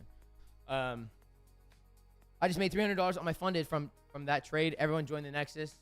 Appreciate you, bro. How's the progress going? I'm going to be honest with you, man. You know, I have a lot to offer you guys, but not... Okay, how do I say this? I have a lot to offer you guys, but not necessarily a lot that I'm certain of. What I mean by that is like the Market Cipher stuff is coming in for sure. But I have other stuff that I've been flip-flopping on, okay? So there's been a delay due to that. But this weekend, I actually planned... So I've been chatting with Alex and Raven. And I finally, I think, I'm like, okay, like enough is enough. I have to get this done. I know that the way I've been entering with Market Cipher has been effective. So I have to we're going to start with that. And if I decide to add more to it later, then I will. But I'm going to just add in what I know and what is good. And that being said, I planned, honestly, to just stay home all weekend and work on it all weekend. But I wasn't feeling well. Like I had a migraine on, I think it was Saturday or Friday night. And then it leaked over a day. So I haven't really been feeling well. I haven't been gymming. I just haven't really been feeling well. So while I wanted to work on it this weekend, I didn't really get to because I wasn't feeling too well. But I really hope, the way that I work personally is it takes me to get into the zone. Okay, I'm going to call it God mode for lack of a better way to put it. For me, I need to get into the zone. And when I get into the zone, that's when I really get, I can make it. You know, I have ADHD, obviously. I try to not let it affect me, but it is what it is. When I get locked in, I'm locked in, right? And so I plan to get locked in this week. If I can have the whole thing done, recorded this week, and then edited and stuff by next week, I'll be happy. I'm going to try my best. And I know I've been saying that for a long time. I know it's been a lot of talk and not a lot of actual course module 7 coming out. But I'm trying my very best for you guys. I promise I am. So I'm working on it, and hopefully I can get it for you guys, soon. Very, very soon. Okay, we're doing great in the Nexus. Always on top of it. It's a 24/7 market maker update. We don't sleep. Yeah, we definitely don't sleep. Any trading that isn't the Nexus is Mickey Mouse. Thank you. I appreciate it. Joe, can I please update the Nexus indicator to show multiple time frame OB? Yeah. So I saw that comment as well. I don't use that indicator per se, but I think Kenny's the one that made that. So I will ask Kenny or tag Kenny. He's not around right now. He's doing some stuff. He's busy, but when he comes back, maybe he can do that. The indicator that I have is I'm an affiliate with them. They're called 11X, but they have a bundle, but it's expensive. And you can turn on multi time frame stuff here. But the link's in my description if you want it. It's called 11X. You'll get the market structure one. You'll get the order blocks. You'll get like a risk to reward one. Just check it out. But it's expensive. I'm telling you guys right now. Okay, it's like $700 for life or something. It's very expensive, but they're good indicators. But it's expensive. Okay. All right, Peter says, I understand execution on low time frame, but sometimes I would like to have clear rules to take the trade. Alex told me to wait for 2 candles to enter, but sometimes price just goes in the opposite direction. I don't know what 2 candles, like what that is. I don't do that personally. But what I will tell you, Peter, is that when I get module 7 up, hopefully that will be able to help clarify things for you. Because I've created like a very systematic way of entering using Market Cipher, which is very helpful. But the thing is you can't just do this in the middle of nowhere. You need to know where you are. So like I got in here. This was my real trade. I'm not joking. Like this was legitimately my trade. And I got in using Market Cipher here very aggressively, right? Like you need to know, it's not every day I hit 125 risk to reward. Like that's pretty ridiculous, right? That's a pretty ridiculous trade. That's not a common thing, right? So you need to understand the like, again, I say this all the time, but are you going to compromise your risk to reward for a better win rate, or are you going to compromise your win rate for a better risk to reward? Like if I took a 1% loss here and then I saw something I liked again, I would go back in again, right? I would go back in again. Billy says, to snipe entries, look for bull divs and money flow crossover on 5, 10, 15, or 30-second time frames on Market Cipher. Yeah, that's pretty much what I've been doing, bro. Honestly, I've been, so like if we go back, this is what I saw. So I saw 2-minute. I'll tell you exactly how I got in. I saw 2-minute, nice bull div, and this is what I call spike waves, okay? If you guys remember, if my OGs remember from 2 years ago when I used to do lives every day and whatever, I created the term spike wave, which is basically just a momentum wave and money flow, both giving you divergences. That's what I call a spike wave. So I saw the potential of that right here. I knew I didn't need this wick to go because we had an SMT. I think it was SMT with USDT, if I'm not mistaken. It might have been with ETH, but we had an SMT, so I knew I didn't need that low to go. We came down into our right into the GP under this liquidity, so I had a good reference point on to where we can stop. Okay, 1 minute time frame. I saw Vector coming in hot, which you would want to see when you're longing, and then I had my template up. And I think I don't even think we had a 5-second. I don't even think we had a 5-second div. I think I just entered once price like kind of halted here. I just went for it. Yeah, we didn't even have a 5-second div. I kind of just went for it, honestly. I think it was because of an SMT. I don't remember exactly, but if I'm not mistaken, let's pull up the SMT. Let's see. Was it an ETH SMT? I'm almost positive we had an SMT.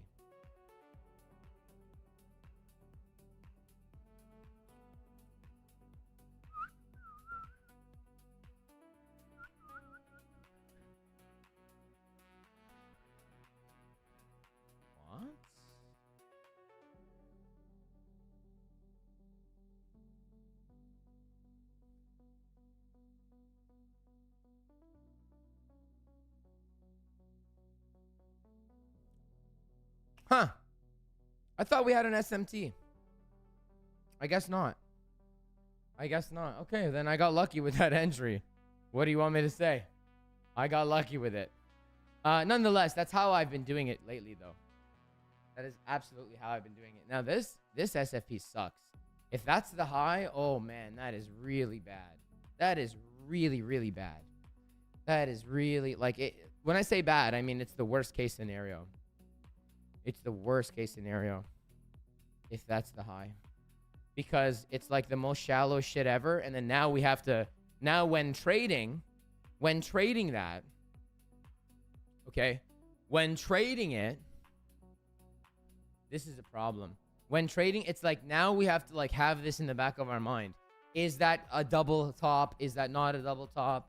Did it take it on this exchange? Did it take it on that exchange? This is a very big problem. And I don't care about like, oh, it's the high or not the high.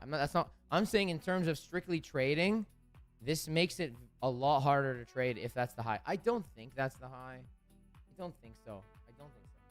But if it is, it's really, really not great, honestly. It makes things very difficult now. It makes things super difficult. Let's check CME. What is the CME one? BTC 1 exclamation mark? That's CME, right? Let's see if CME took the high. I'm pretty sure I saw somebody say that this went straight, yeah, 80K. Okay, yeah, I don't think that's the high. I don't think this is the high. I don't think so. So we'll see. We shall see. We shall see.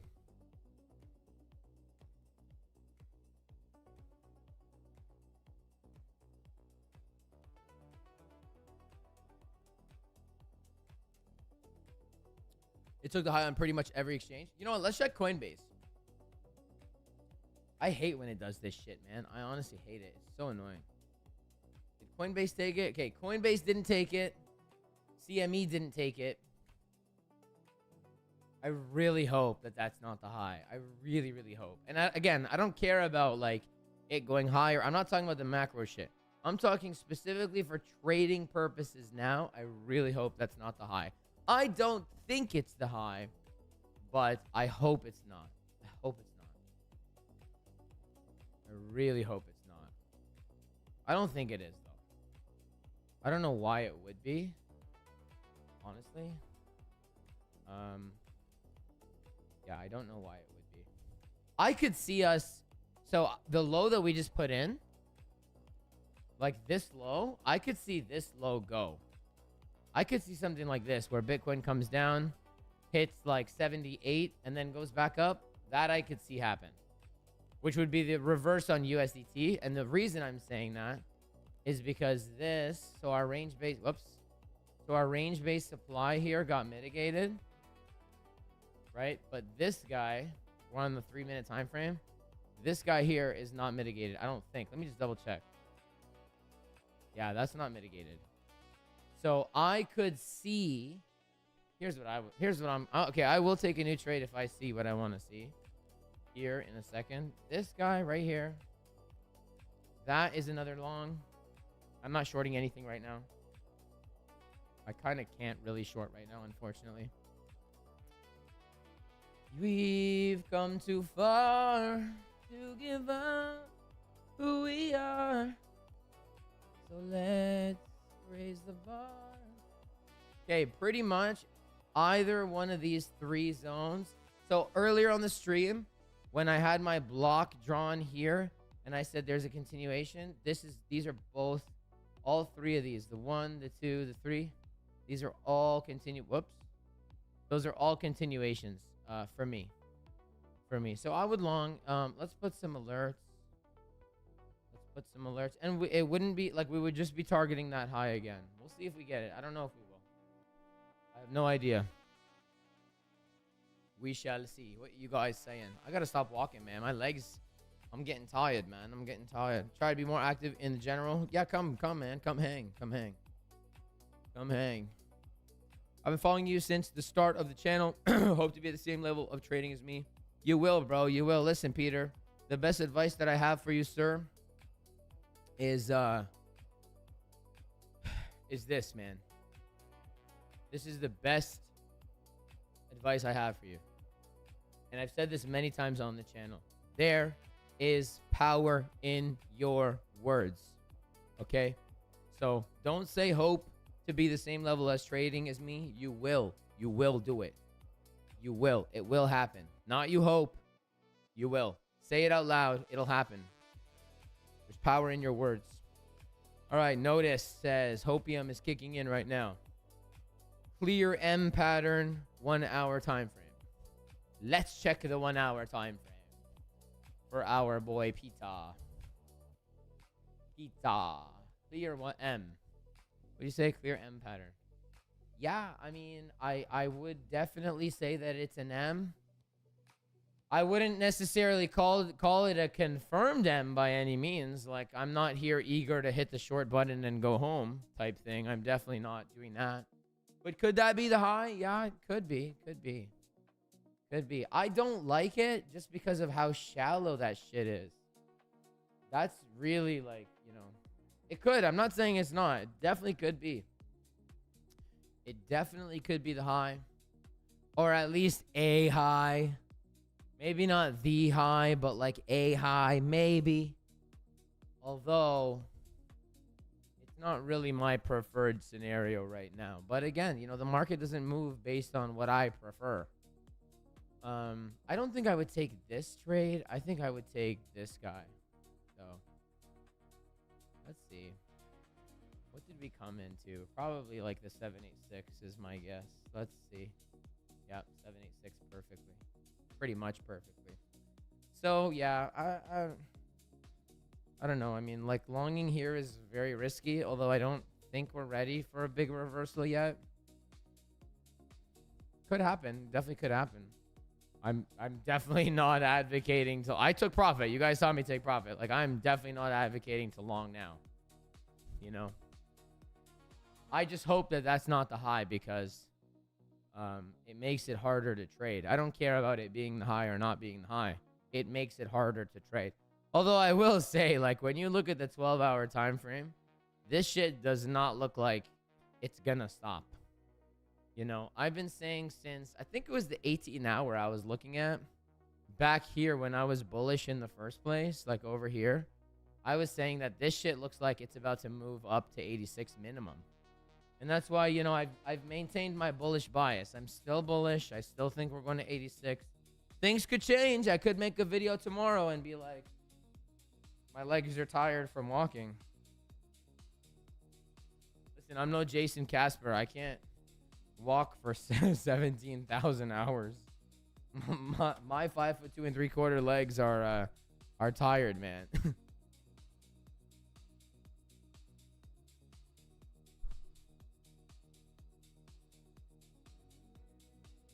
My legs are tired, man. My Legos are tired. 124 people in here, 66 likes. Guys, if I provided you value in any way, if you learned something, please hit the like button for me.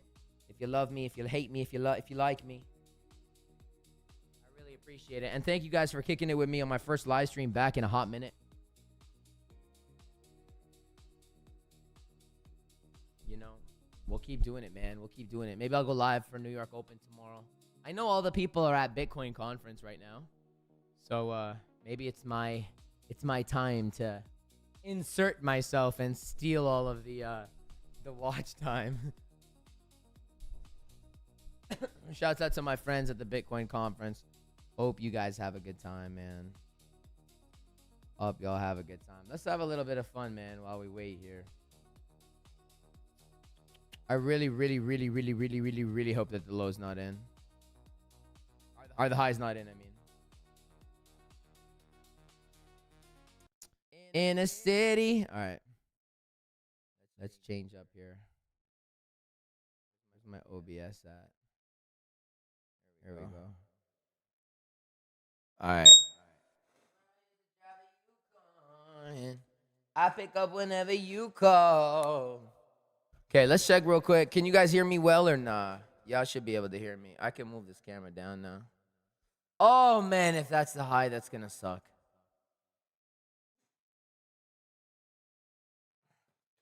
BTC conference, perfect time to dump when no one's looking. Yeah, maybe, man. Maybe, bro. You seem like a perma bear, but I hope it works out for you, bro. Yeah, I'm done walking, dude. I can't, man. In the city, remember you used to drive a Yukon. Good thing we TP'd.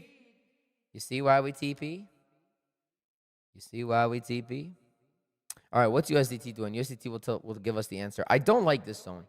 This zone, I don't like it. I like this one, and I like this one the best. I like coming up to here. So let's see what we get. In the meantime, let's put something on, though. This might be loud, sorry.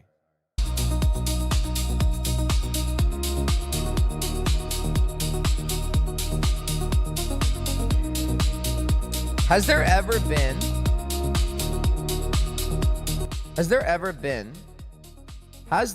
been, you guys in the chat, let me know. Has there ever been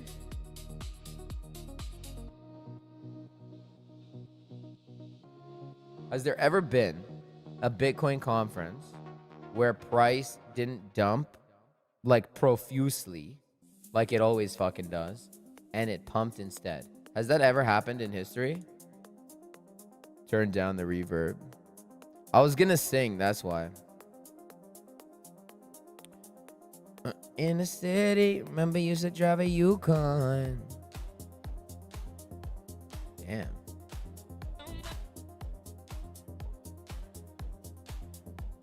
Do you know what you started? I just came here to party. And now we're rocking on the dance floor, acting naughty. Okay, better? Should be a little bit better now. Should be a little bit more dry now.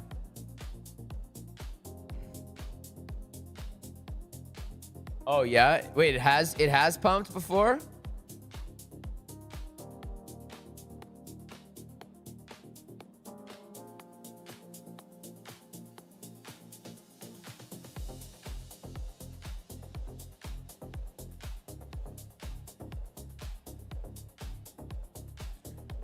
All right, what can we put on?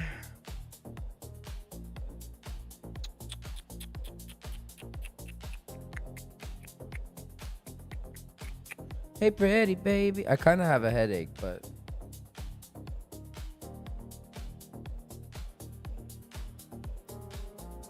Or shall we just vibe?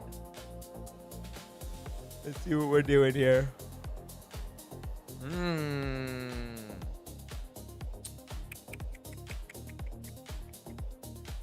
I don't think this is the high. I don't think so. It would be very strange. I think it would be very strange if this was the high. It seems super weird to do that. Seems very weird, very bizarre to do that. You don't need no other body. You don't need no other body. Check this out. I found this cool song the other day. Check this out.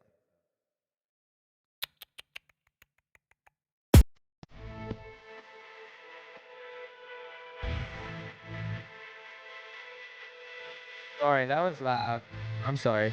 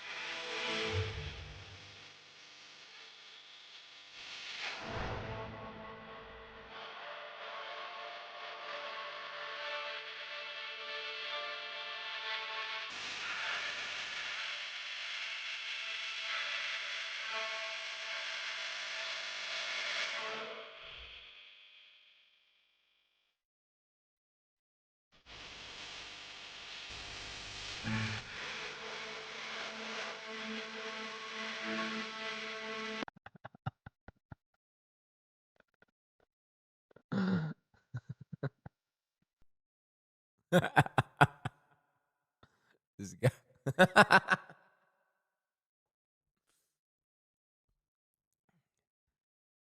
This guy just said that it's good for dancing with goats. Bruh, that is the funniest shit that I.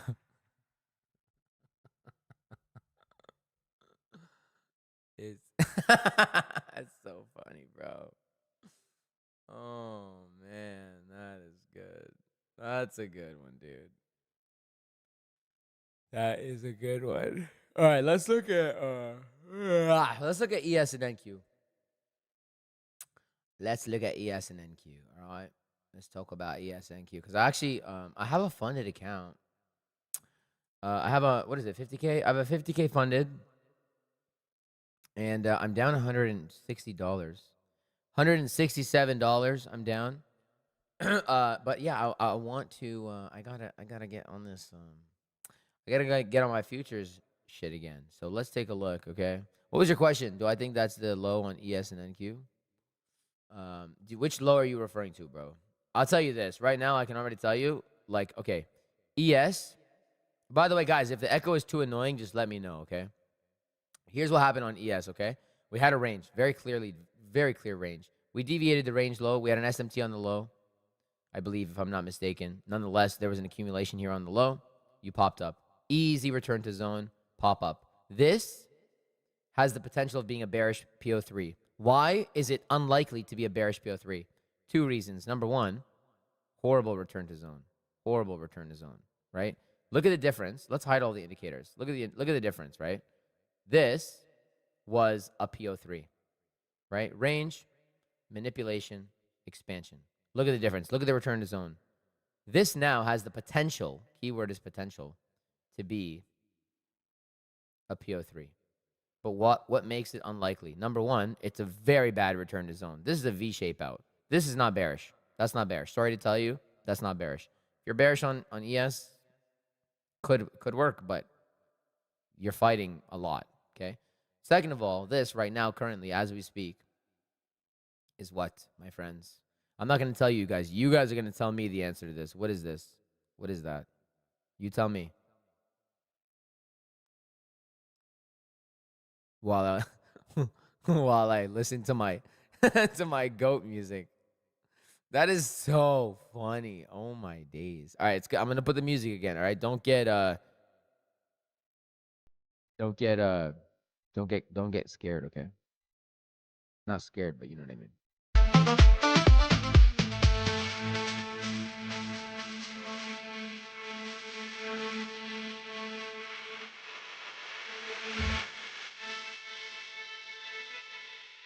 Man, that shit is the funniest comment ever. Hold on. Let's put some I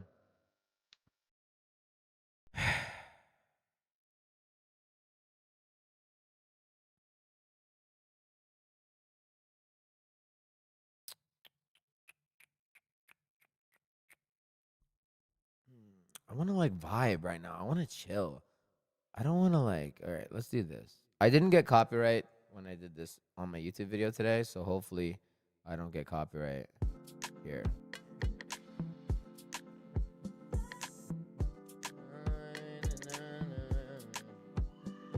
No.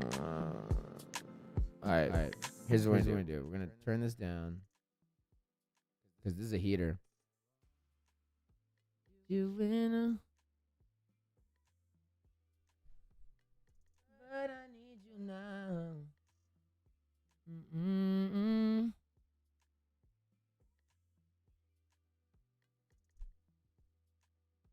I feel it coming.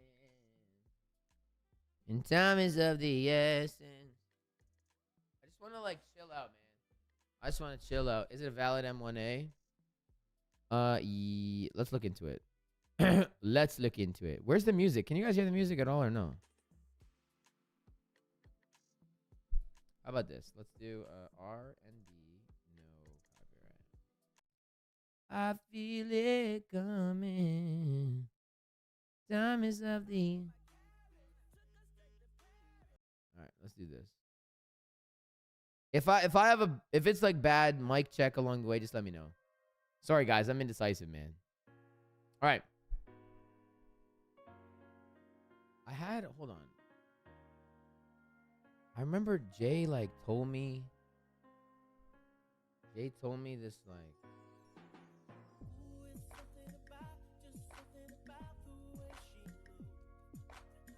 who can figure it out? There's something about her.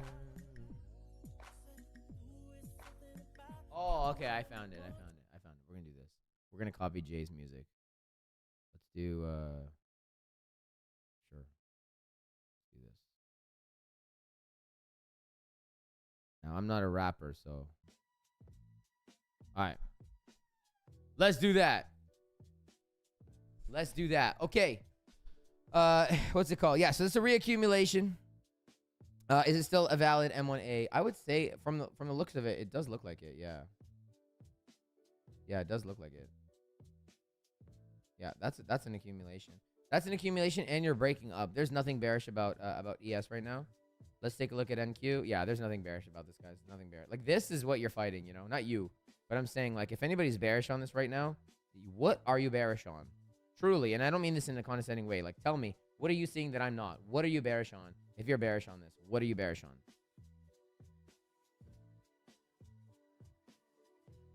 What is bearish about this?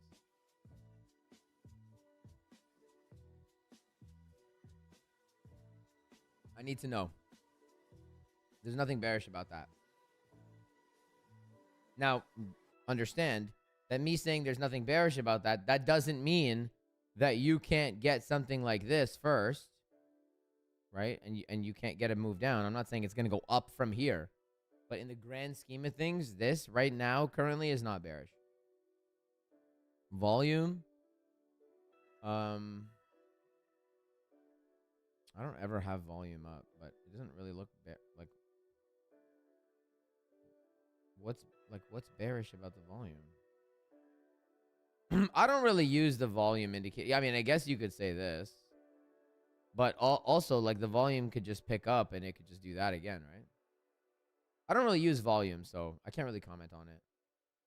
It doesn't look bearish to me, though. I'll tell you, look at that, man. This does not look bearish at all. At all. There's nothing that looks bearish to me.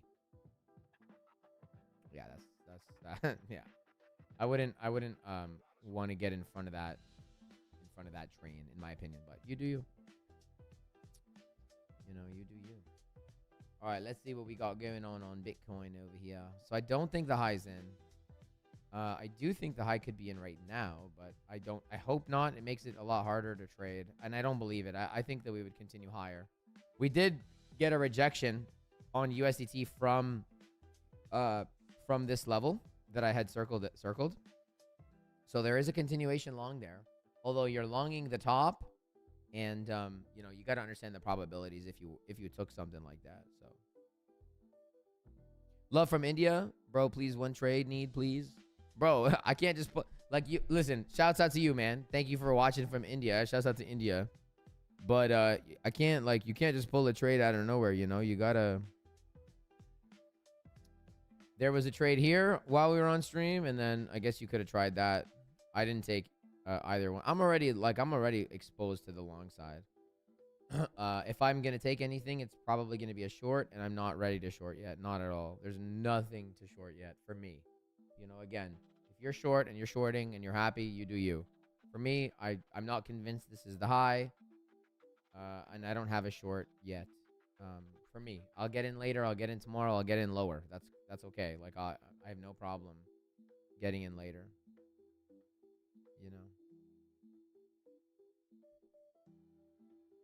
I think we could get another push though, but I don't think it might not happen right now. We might range for the rest of Asia. And then maybe 3 a.m. London decides to pump it. We do fuck all now. Why would I long an SFP? Well, I never said I was going to long it. Number one. And number two, for me to confirm an SFP, I need structure to break bearish. And I don't have any structure that's broken bearish yet. But I'm not longing it. I'm already long from lower. And it's a very shallow SFP, so you could use that argument as well. I'm not calling that an SFP. That is, it could be. I'm not saying it's not an SFP, but I'm definitely not saying it is.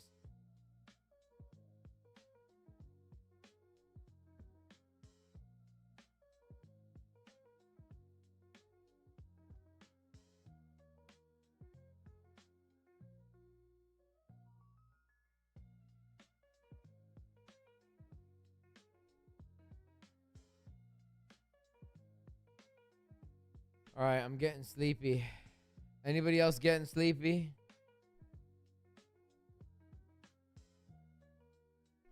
Anybody else getting sleepy? We're getting kind of sleepy, man. We all getting kind of sleepy here. Should we long here?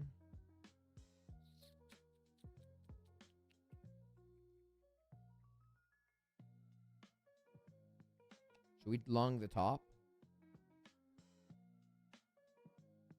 3:44 a.m. Shallow taps like that make me think they took a little liquidity, but they're coming back. Yeah, man. Like I'm not convinced at all that that's the high. Listen, if I thought this was the high, I would be I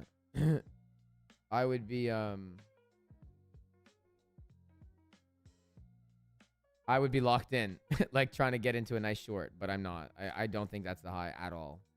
Like at all. And if I'm wrong, I'm wrong. But I don't think I'm wrong. So by the logic of that, you know, that could be a target, right? I'm not saying do this and I'm not doing it. Okay, but like, you know, I would never take this trade. Just to be clear, I would not take this trade. I would have taken a trade from here, but I wasn't, like, I'm not really paying attention because I'm already long. Right, I'm already long. Man, if ETH breaks this supply zone, the bears are so fucked. Like, bears are so cooked. If ETH breaks this high, in my opinion. Yo, I've been trying to trade crypto on Coinbase through TradingView, but nothing is working. Who do I use to trade Bitcoin? My links are in the description down below, brother. I use KSEX and I use Mexi. Both exchanges down below. KSEX and Mexi. KSEX and Mexi are my two. Currently up, let's see. 3,000 plus 5,000 is 8,000. 16 plus 15 is 3,000. So we said what? 8 plus 3, 11,000. 12.5. I'm up 13.5K right now.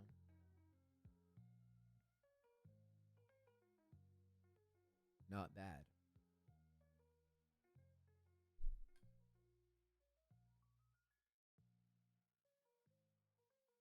And one of them, which is my Ethereum one, is an inverse perpetual, which means I'm gaining more Ethereum, which is great because I think ETH is going to 2,800 and I think BTC is going to 86K.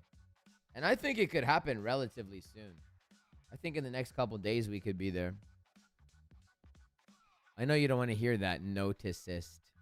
Noticist. But that's just what I think. And to answer your question from earlier, why would you long an SFE? That's why. I didn't long it. Sadly, I should have. I fucking should have, man. Let's fuck some bears up, huh?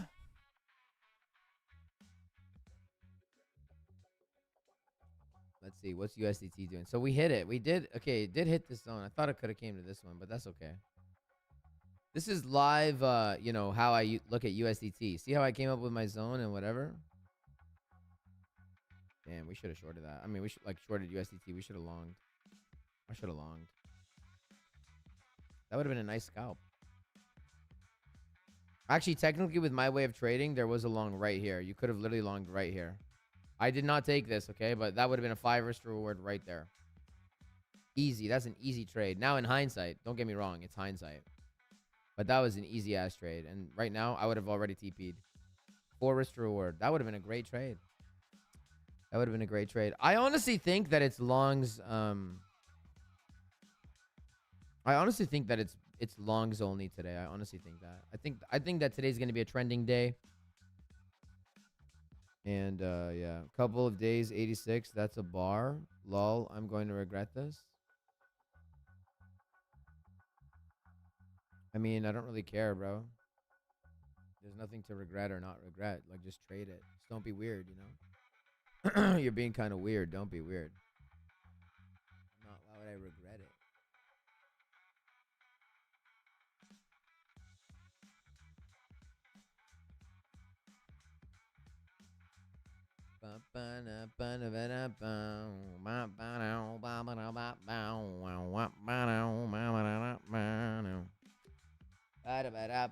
I think we're due for a nice short squeeze. A nice one. I don't even think the short squeeze has begun yet, to be honest with you. I don't even think we started yet. How was Vegas? Man, Vegas was great. Thanks for asking. It was crazy. Vegas is crazy. Like, Vegas truly doesn't sleep. Vegas truly does not stop, man. Vegas does not stop. It was dead. It was pretty dead, and it was cold. But it was a good time, man. It was a good time. Thank you for asking. It was a great time. Okay, there's a potential short scalp here. I'm not taking it. I'm not taking it. Would I move to Vegas? No, never. I would never move to Vegas. Listen, let me tell you my hot take, okay? I'm going to tell you my hot take about Vegas. Nobody told me this, and I've never heard this before. My favorite thing about Vegas... Actually, you know what? I'm going to let you try to guess it. You're never going to guess it, ever in a million years. You're never going to guess it. I'm going to let you try, though. Try to guess what the best part about Vegas was.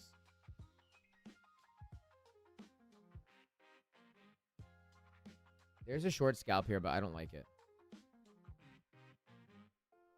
I do not like it at all. Kiss tribute band. I didn't even know that. No, I didn't see a show. I was there for a bachelor party, so. The hotel, of course, nope. Coming back home, nope. Easy Girls, nope. No one's ever gonna guess it. Tell me when you guys give up. If you get it right, I'll give you 3 months free of the Nexus.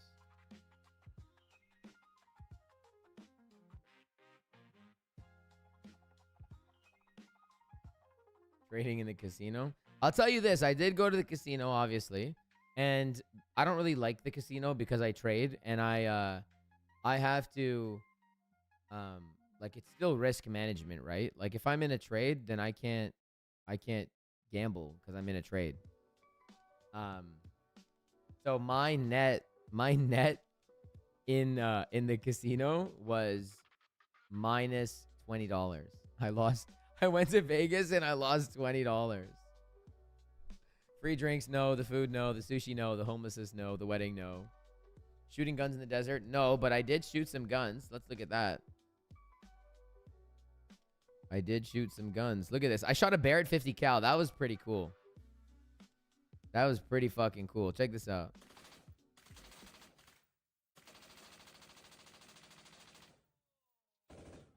That LMG was sick as fuck. And then look at me shooting the Barrett. I got him at the gal. By one. When you're ready. 50 cal. It's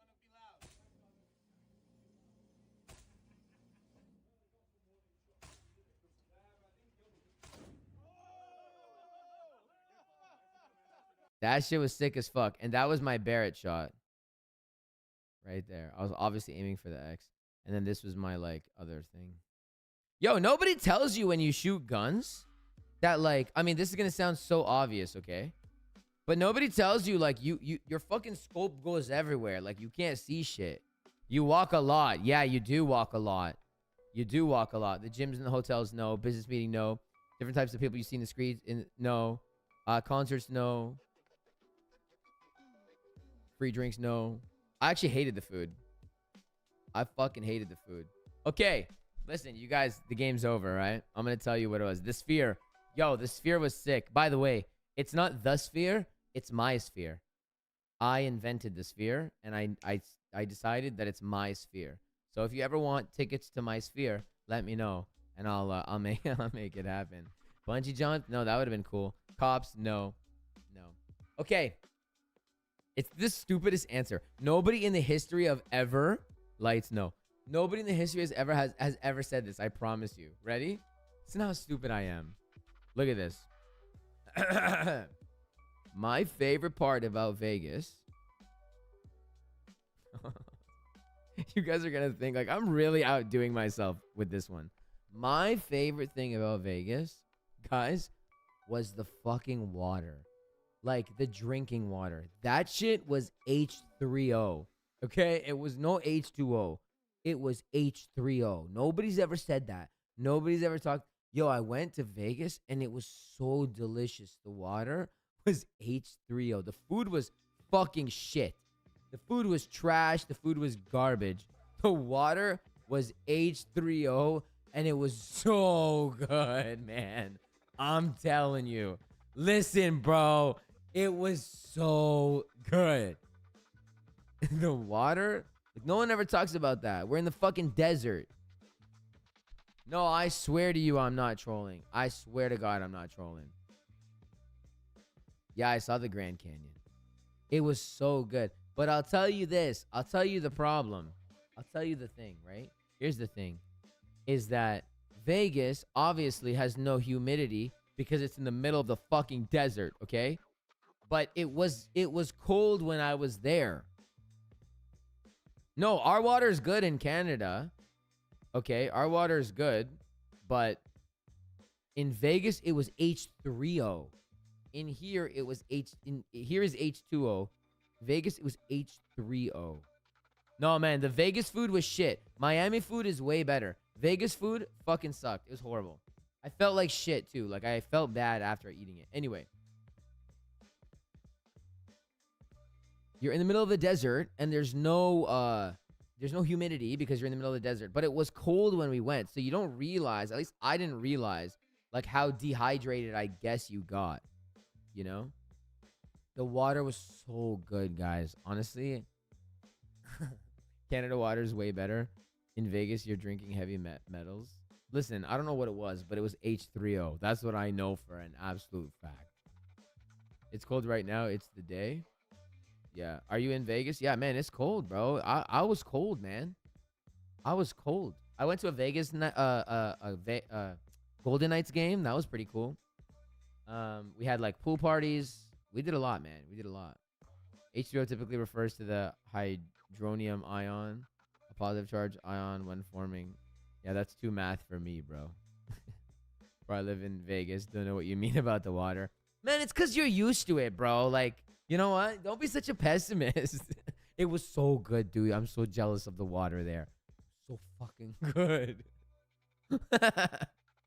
Anyways, nobody in history has ever said that, literally ever, but you know what I mean? Fuck, man, that water was good. Stable H3O does not exist as drinkable liquid. I know, man, I know, but it's like think of it as like a figure of speech. You know, Utah water is goated. I live in Co. in very low humidity. Are there any trader hangouts in Vegas? Well, they have a Bitcoin conference right now. I don't I'm not there, obviously. I'm not there anymore.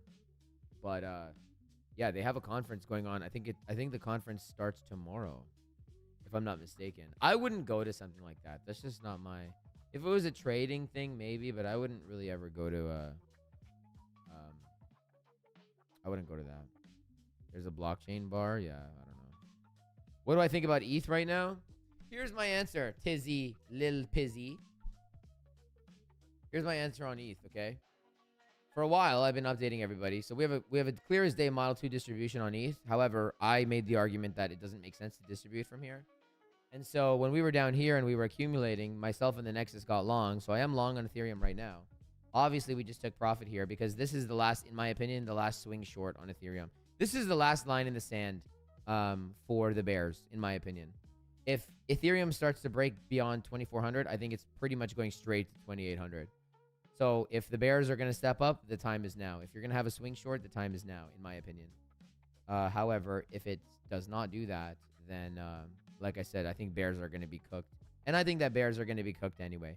I don't think that this distribution is going to hold. I do think that Ethereum is going to 2,800. I do think that Bitcoin is going to 86K. If I'm right, cool. If I'm wrong, cool. It is what it is. We don't care about being right or wrong. We care about the execution. Being right doesn't make you rich. Being wrong doesn't make you broke. But right now, gun to my head, I think we're going to 2,800 on ETH.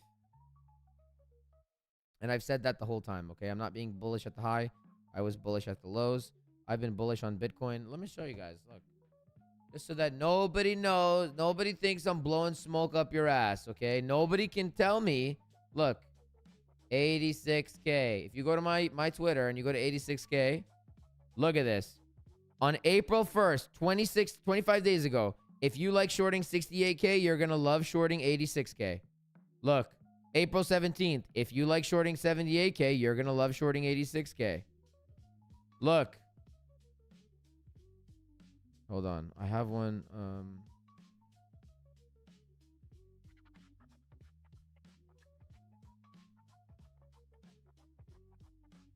Look, March 12th.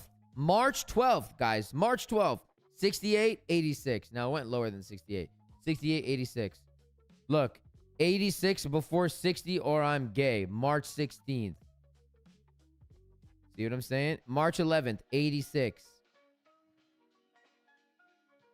I've been talking about 86. By the way, this was my entry. See the one I was talking about earlier? 77,163 right here. That's what I was saying. Listen, nobody can tell me. Like, I've been bullish, guys. I've been bullish. I've been bullish, for sure. I'm not bullish at the highs. I was bullish the whole time. Bulls are cooking your shorts and soul. Pump it to 88, and I'll drop the shorts and go long to the moon.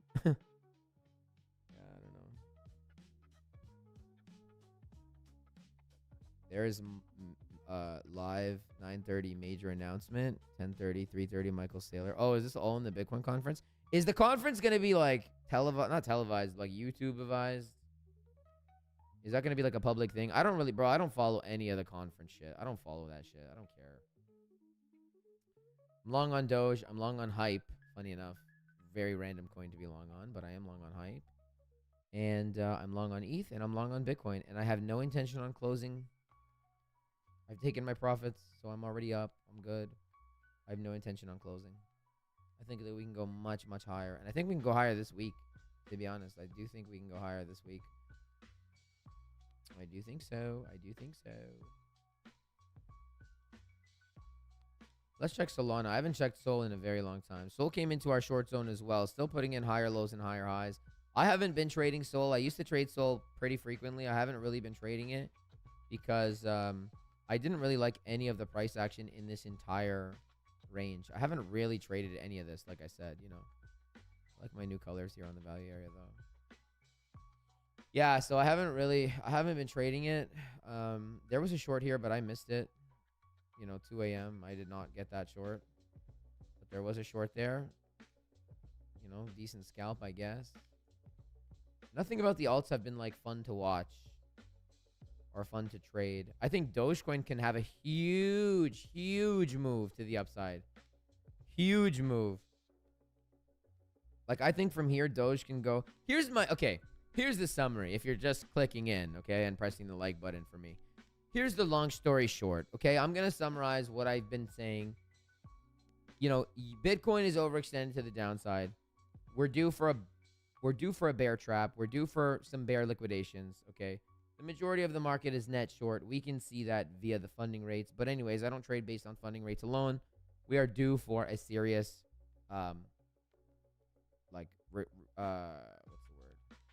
correction to the upside, in my opinion, okay? Now, pair that with the altcoins. The altcoins have been absolutely decimated, okay? Absolutely destroyed. I think that the altcoins are due for, and I've said this from the bottom, so not from here, but I think that the altcoins are due for a 30 to 50% move to the upside, at least. And the idea is very simple. There's no money down here. There's nothing else for the market makers to take. Alts have been obliterated. Bitcoin was obliterated. Okay, how do you get people to commit their money again? You don't send price lower. They don't buy when price drops because people get scared. You pump it and you induce FOMO, right? So my idea on like something like this, which you can see Dogecoin hit the low, like we had a big wick, recovered the wick, flipped structure coming out of the wick, and is trying to hold and accumulate here. The idea is that we can come and hit this high and then this high. Now, do I think that we're going to go all the way up there? I don't know, right? But do I think that we have, you know, some serious, like, let's be objective, right? This is all liquidity. This is nothing but liquidity. Look at how long the bears have been getting away with shorting Dogecoin. You know, 190 days straight and minus 50% is how long the bears have been getting away with shorting Dogecoin.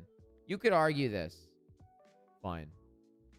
You could argue that these people got challenged. But like, I mean, overall, like you can see it. So the idea is these guys need like, let's, you know, the tide is turning. It can't go down forever. Cannot go down forever. Just like it can't go up forever, it can't go down forever. And it's been going down for 190 days straight. So my idea was that, yeah, you know, we could have a big move to the upside. 60% move easily. 15-cent Dogecoin, easily. We can see that. And just like I told you guys at the top of the bull market, you can't say, oh, we're in a bull market, it's going to go higher just because. Same thing here. We're in a bear market, it's going to go lower just because. No. The world doesn't work that way. It's not going to just go down or just go up. And that's why, you know, individuals like this guy, what's his name? XBT. What's the XBT guy's name? Killa XBT. That's why people like this block me, because the ironic thing is that, you know, he's just like, I don't know. In my opinion, the popular thing to be doing is shorting, right? So, sorry, but I can't believe how I'm bull talking in a bear market. I'm not bull talking in a bull market. I never said we're in a bull market at all. Actually, literally never have I ever said that, ever. But I do think that in a bear market, we get rallies. Yeah, absolutely, we get rallies in a bear market. How could you think that we don't get rallies in a bear market? Look, let's find a bear market. Look at this, right? 2022, right? Or 2021. Okay, the bottom of the bear market was when? November of 2020, whatever, right? 2022. So this year was the bottom of the bear market. So that means that that whole year was a bear market. Look at this. March 15th, 2022. I think we can all agree that this was a bear market. Plus 60% move. So if you're gonna be sorry that you're like, I never said what you said I said, right? I never said we're in a bull market.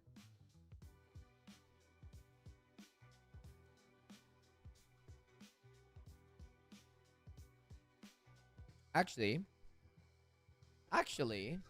now that I think about it, this looks very familiar, very familiar to right now. Look, you have a big capitulation wick. You swept the low. You flip the structure bullishly, kind of. You're curling, and you have nothing but liquidity above you. See that? See that? Let's use our little fractal tool. Bear market me. Don't think I won't bite back, bro. You're gonna say stupid shit. Don't think I don't bite back. I'll bite back. Let's pull the fractal.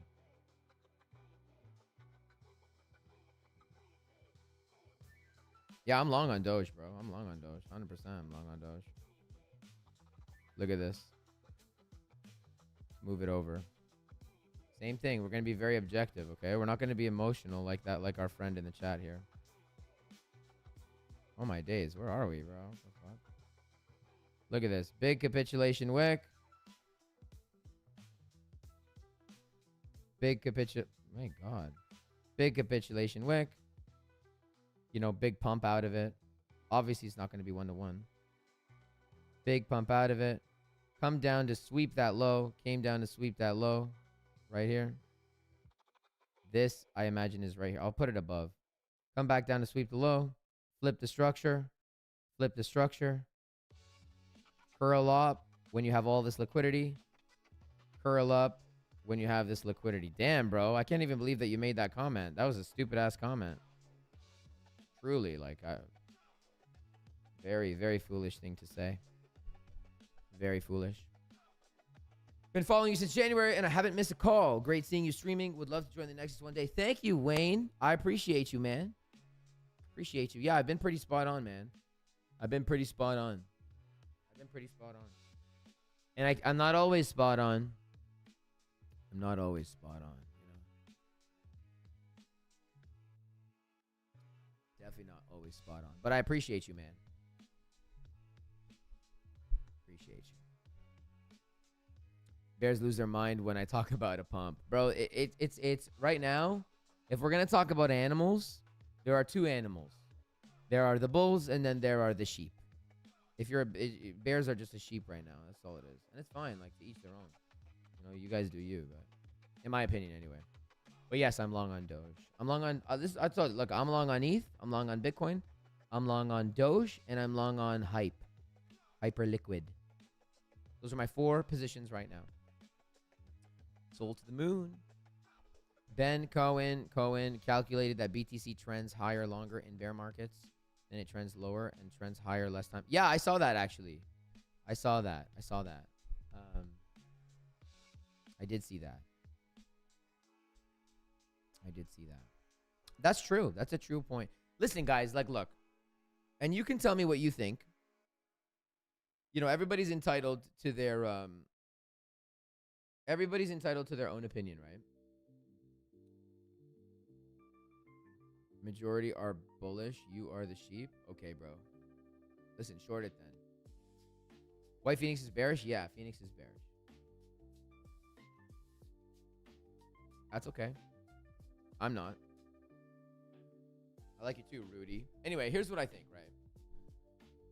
The reason I was bearish on alts during the bull market, and rightfully so, I mean, most of the people don't buy Bitcoin. Most of the people buy altcoins, and then they have been absolutely obliterated, is because in 2021, we had our bull market, and many people made infinite money, and the odds that that was just going to happen twice in a row are very slim. Like, what are the odds that that happens?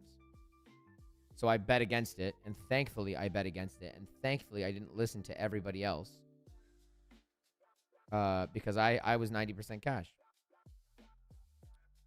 Now, when you factor that in the inverse, here's what I think. Everybody's expecting the bear market to end in the end of this year. I don't think that's going to happen. I don't think the bear market ends in October. I think it's just too easy. Like, when first of all, I think the cycle's broken. Okay. And I said that from 2 years ago. Ever since Bitcoin took all-time high pre-halving, to me, the cycle's over. Okay.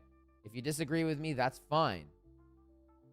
But to me, the cycle's broken. And I don't want to hear it's not broken because of this, it's not broken because of that. I don't care. To me, the cycle's broken. Bitcoin took all-time high pre-halving, which was a definitive, like, characteristic of Bitcoin. And it broke that characteristic. To me, the cycle's broken. So, do I think that the cycle's gonna... Do I think that any historic fractal is, like, worth looking at? I would say yeah, but do I need to base everything off of that? I would say no. So, can Bitcoin come all the way up to 100K? Yeah, I mean, anything is possible. You can never say never, I'll tell you that. I don't think the low is in. I think that we're going to at least 43K. But can we go to 100K first? Yeah. I mean, it makes sense via the TA. It could happen. I'm not saying it can't happen. I think anybody would be a fool to say that something can't happen. Anything can happen.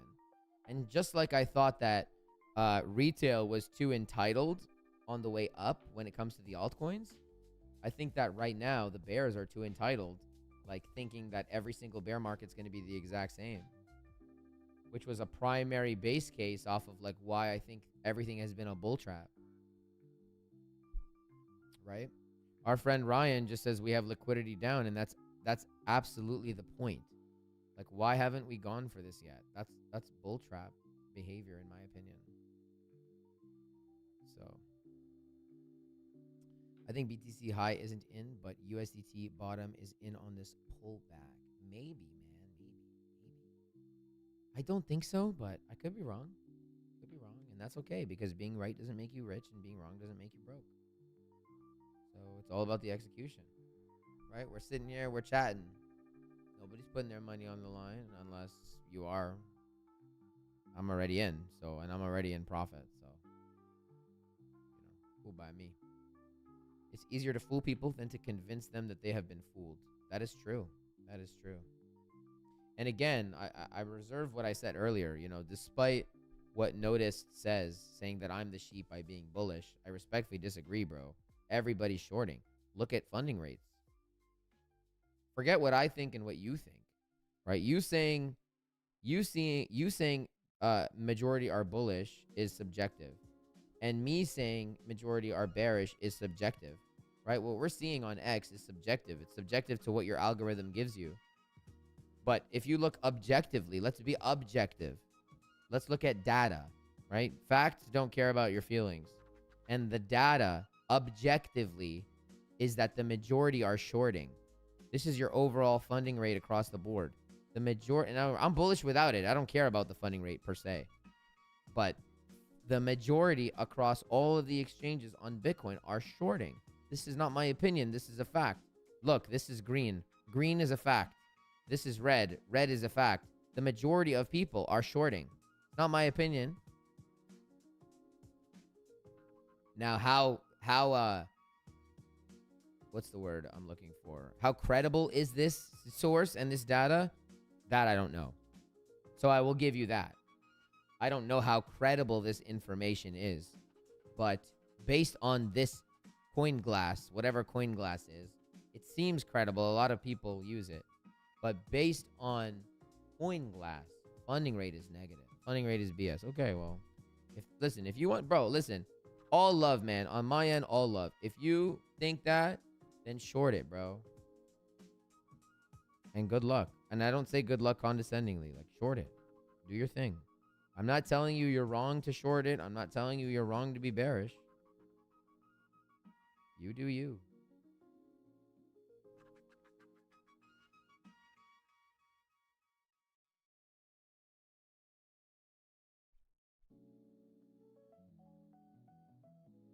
Oh, we know you're short, bro. We know you are.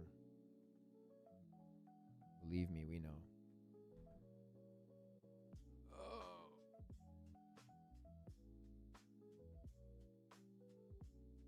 Bought 3 Soul Law futures bet. It's a green week. I think it's a green week. I think it's a green month.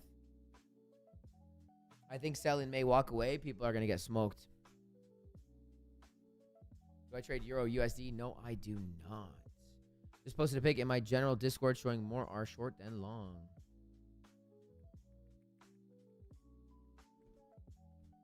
Yeah, man. More people are shorting. More people are definitely shorting. For sure, for sure. For sure.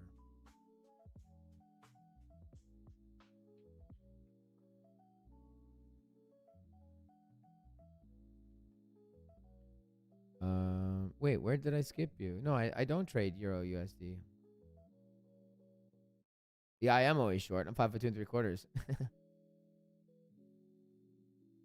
I think it's so easy to fall in love. You're not shy, you get around.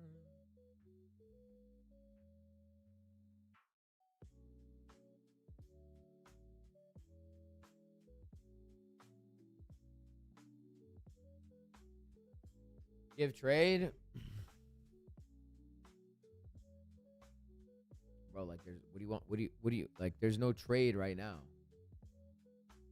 You know?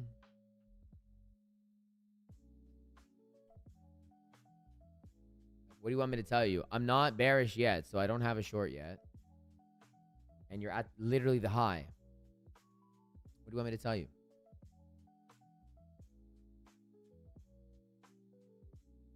I've been giving updates the whole time, bro. Come on now. Go on my Twitter and shit, dude. It's been there. Make or break moment. I think USDT's cooked. I think it's cooked. I think it's cooked. I don't think the market's ready for the pump that we're going to have.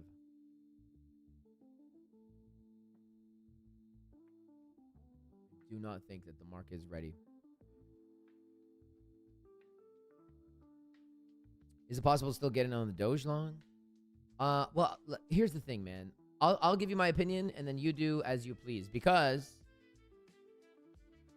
all content presented is a complete joke and should not be taken seriously. Choose an income, but if I have doing the quarter one, be seeing a non-financial advisor, crypto scam, making money in the line, as possible, global advice. This is my trade right now. Okay, my stop is below this low. That being said, you're longing the top, bro. Like, that's what I'm saying, you know? There were many opportunities to get in earlier. Would I long right now? No. I wouldn't long the top. Unless you're super scalping it and you know how to scalp it. But objectively, in my opinion, I guess it's not objective if it's my opinion.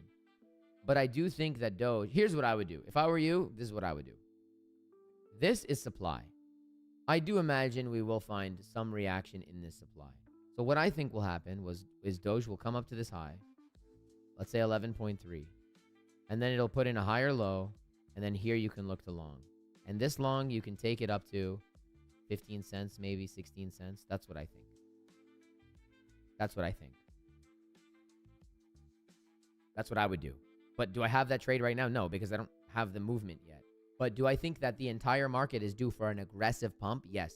Do I think that we could wake up tomorrow with plus 10%, plus 15% across the board? Yes, I do think so. I think we're ready to pop. Respect for not rounding it up to 5.3. I would be lying. What analysis you guys use just to question ICT order flow? I do a whole bunch of things, bro. I do my whole I have my whole system. I got my whole system, brother. I'm looking at 80,450 as the potential high tomorrow and the week. What did you say? 80 what? 84.50?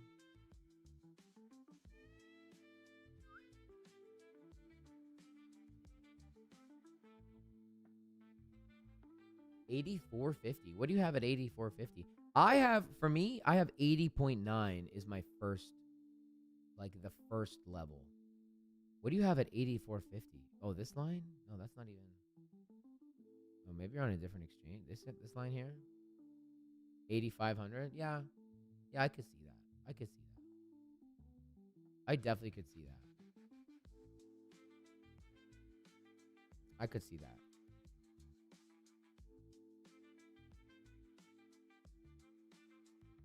TP for Farcoin? I don't even remember the last time I looked at that shit.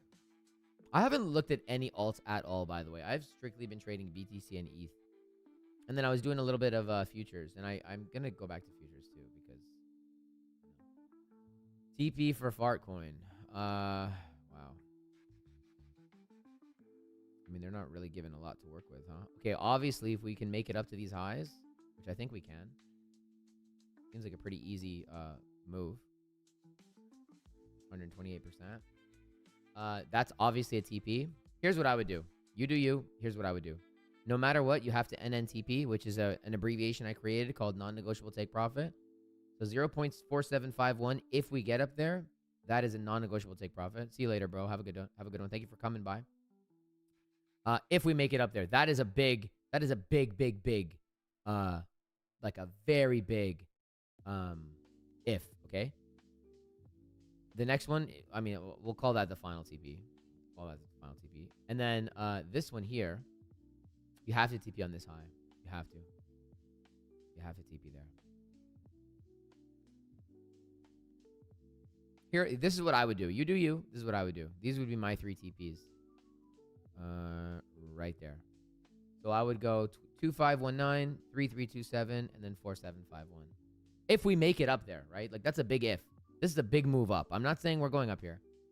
Right, 125%, but I'm saying if we do, you have to TP that. You have to. Those would be my TPs. You do you. Those would be my TPs. Okay. Everyone's looking at the CME gap at 84K. Do we have a CME gap there? BTC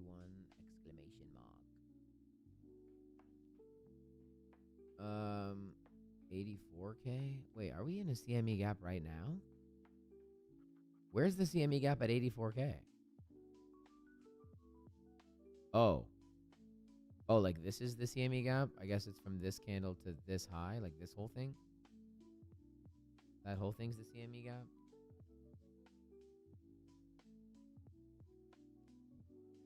Well, I'll say this. I'm going to ask you this. This is a question, okay? This is a genuine question. Why would they not fill the CME gap?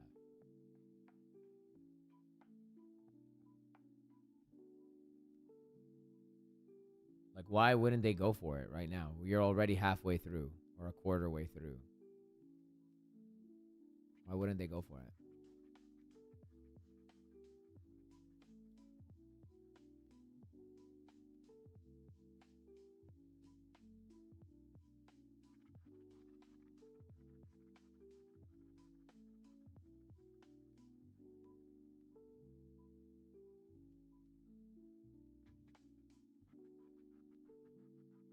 I think they will. To trick everybody. I mean, it's a fair argument, but like, look, I don't trade CME gaps. Personally, I don't. But actually your CME gap would be like this. Yeah, I don't know, man. Like, okay, let's look at things in terms of context, right? Let's look at things in terms of context. Let's just be objective here. I don't trade CME gaps. Let me just be very clear. I do not trade CME gaps. But let's try to think outside of the box. Let's think contextually. Prior to this move here, prior to that move, you had the CME gap, right? Like if we go back in time,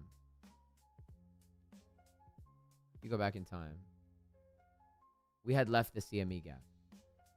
And so this was a trap already. We already trapped people, right? Because it didn't get filled. People probably longed thinking it was going to get filled, and then it obviously nuked.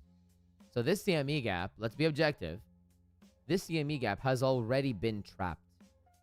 We've already trapped. I'm not saying we can't trap it again. Or it can't be a trap again. Again, I don't trade CME gaps. I don't care. But this CME gap already was a trap. We already trapped people. What, are they going to trap it again? They could. I'm not saying they won't. But that's a fact. This is not my opinion. It already trapped once. Right? Think about that. All right. What about pension rebalance that needs to happen by month's end? I don't know anything about that. It would make sense. CME gap doesn't fill since literally everyone knows CME gaps fill and will look to fill. Quick question, maybe not quick answer. Do I predominantly use 6-hour or 8-hour time frame or other? Good question, Mariana.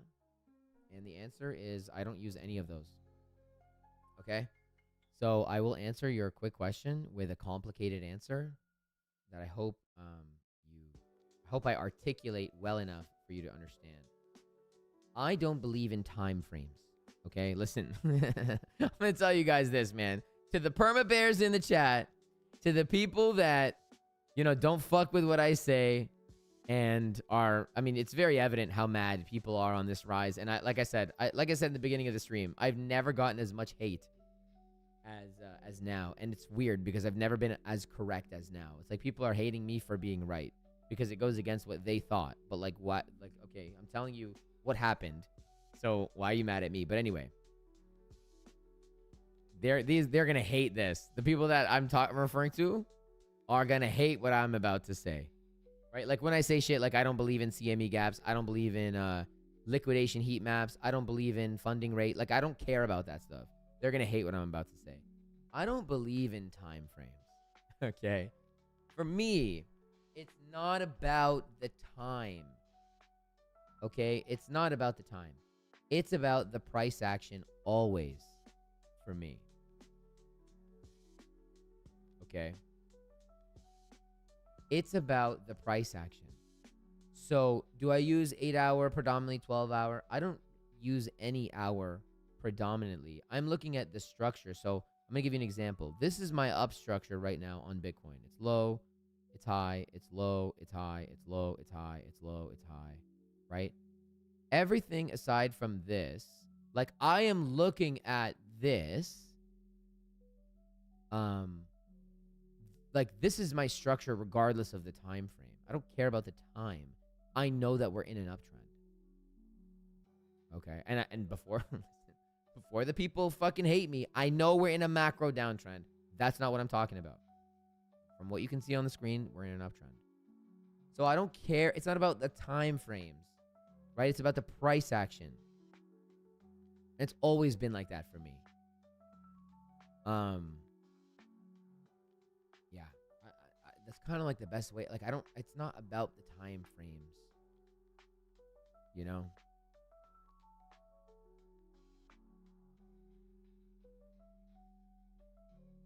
Like I could go to the 4 hour and I would still draw it this way. I could go to the 12 hour. I can go to the daily and I would still draw it this way. The daily, perhaps I would actually draw it more like this. But the thing is like, it's not different because it's the daily. It's different because this is a different level of structure, right? If I make this like blue, like that's a different level of structure altogether. So it's kind of the best answer I have. It's not really the best. It's not like, that's why I said I hope I articulate it well enough for you to understand. That's not an insult to you. That's an insult to me. So, all right. Try telling XRP hodlers that XRP is a piece of shit. Bro, if you tell anybody anything, like everybody's so mad. You know what I realized in crypto is that everybody is so mad. Everybody in this market is so mad. Everyone is super mad, man, all the time. They're just angry. I don't know why. I don't know why people, like, if you have an opinion that differs from theirs, they just, like, man, it's like they're personally insulted by it. They're truly personally insulted. It's like you hit their mom with a car, man. People get so mad. People get so mad. No one is mad? Yeah, bro. People are mad. Try being a creator. People are mad, dude. People are mad. 100%. 100%.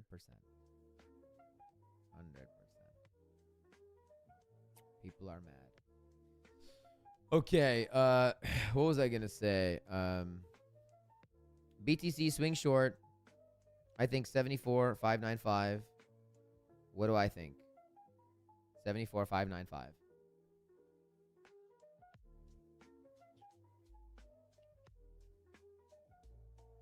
I think if it goes there, it'll probably go lower than that.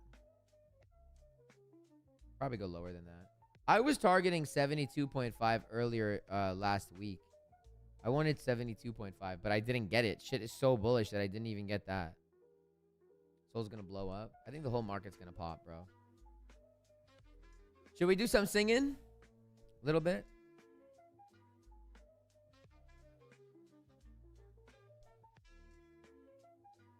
You don't need no other body. Like, yo, this is what I'm talking about. Like, okay, I'm telling you right now, I think, and you do you, I think we're going to 86K, right? And then let's just say we do go to 86K. People are so mad. Like, what? It's just crazy, bro. People are just mad. What do I think about $1,000 ETH in this bear market?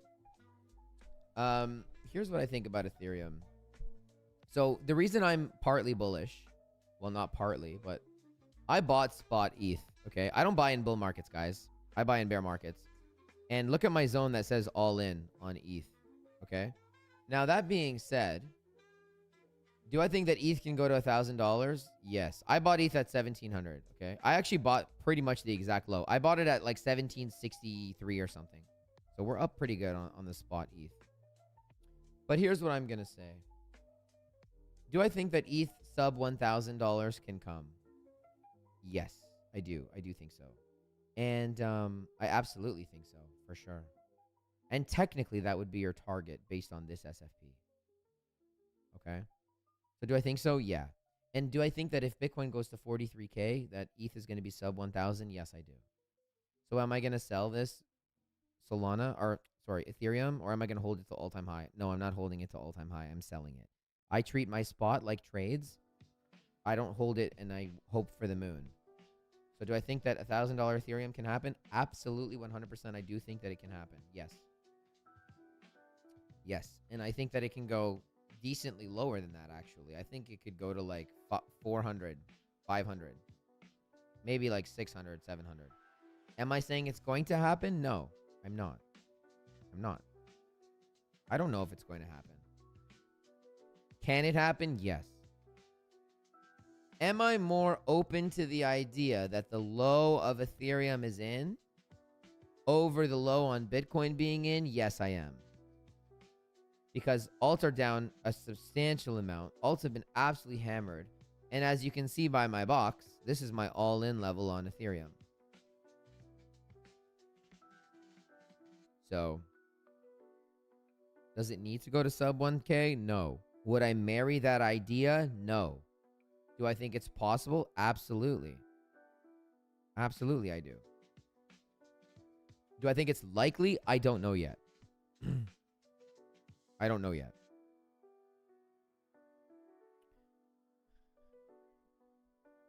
Man, yeah, we'll do some singing maybe. Maybe we'll do it tomorrow. Like I said, I kind of have a headache, man. I kind of have a migraine over the weekend. Yo, Gio, I'm depressed by missing the M1A on ES. Didn't see it until I mentioned it. Yeah, man. I mean, like, everybody got so bearish on ES, guys. Like, everyone got so bearish. You know, talking about war this, war that. And don't get me wrong, there is war. For sure. Like, that's not even up for debate. But here's the thing, man. Like, I always counter trade news. Whenever there's bearish news, I long. Whenever there's bullish news, I short. It never follows news. Ever. Literally ever. At least not when I'm paying attention to it. One love, bro. See you later, man. Thanks for hanging out. But yeah, this was clean. This was super clean. Like there was nothing to be bearish about here, man. Nothing to be bearish about. Range deviation swept the low with the easiest return to zone. This is the easiest. I don't swing trade or spot trade like ES, but this was the easiest long. The easiest long you could have ever asked for. It literally does not get easier than that. And if you were in, you didn't even really get challenged the entire way up. Like, it was straight up. Like, this would have been the easiest, most comfortable trade to be in, period. This was the easiest easiest trade I've ever seen in my entire life. And everybody got bearish here because of the war and shit, saying we're about to nuke. And I'm like, yeah, I don't know. That's just the range deviation. Super easy. That's partly why I was bullish on Bitcoin as well. I've been telling everybody, look, man, I don't play, guys. I don't play. When I'm wrong, I admit that I'm wrong. I will gladly tell you that I'm wrong. I will gladly tell you that I'm wrong. Look at this. On March 25th, I think short oil, long everything else, and then I said uprill. I created a new term, which is kind of ironic because it's the gayest term ever. And I gave people shit for saying like Moon November and Pumptober and shit, and I created uprill. I don't know if that's a thing prior to me, but I said uprill instead of April. And man, like, it's very simple. It's very simple. Very, very simple for me. Why do I not like Bitcoin long term? I think it might ultimately fail. I mentioned this before, but never elaborated. The funny thing is that when the bears are attacking me, I'm the biggest perma bear out of everybody. I don't believe in Bitcoin. I just personally don't believe in it. I think it's a scam. I think that it's a religion. I don't think it does anything. It's definitely not a store of value. It's definitely not gold. And it's definitely not a currency because nobody accepts it. Nobody uses it. Nobody of importance anyways. And so if you're a Bitcoin maxi, you know, I apologize. I hope we can have a conversation about, you know, Bitcoin in a very objective way without catching feelings. I just don't believe in Bitcoin. Now, I will tell you this cycle really kind of, I don't want to say turned me on Bitcoin, but definitely more so than previous. But, you know, do I see a scenario where Bitcoin doesn't last the test of time? And it doesn't, like, I think, okay, here's the long story short, and I've said this many times. I think the 2030s are going to be the Great Depression 2.0. Okay, 1930s, we had the Great Depression. I think the 2030s are going to be the same thing 100 years later. And I don't think Bitcoin's going to survive that. That's the long story short, you know? And if I'm wrong, I'm wrong. Like, I'm still going to buy it. You know, when I think we're bottomed out, I'm going to buy it. 100% I'm going to buy it. But yeah. Gio, do I think the 2022 fractal failed on BTC? Do I trade fractals? I don't trade fractals. I don't care about fractals. And I don't care about specifically the 2022 fractal. This is just my opinion, okay? To each their own. But I think, in my opinion, okay, I want to preface this by saying my opinion. In my opinion, I think it's foolish to use historic fractals now. And the only reason I think that, and whether you agree or not, or you disagree or not, or whatever, is because for me,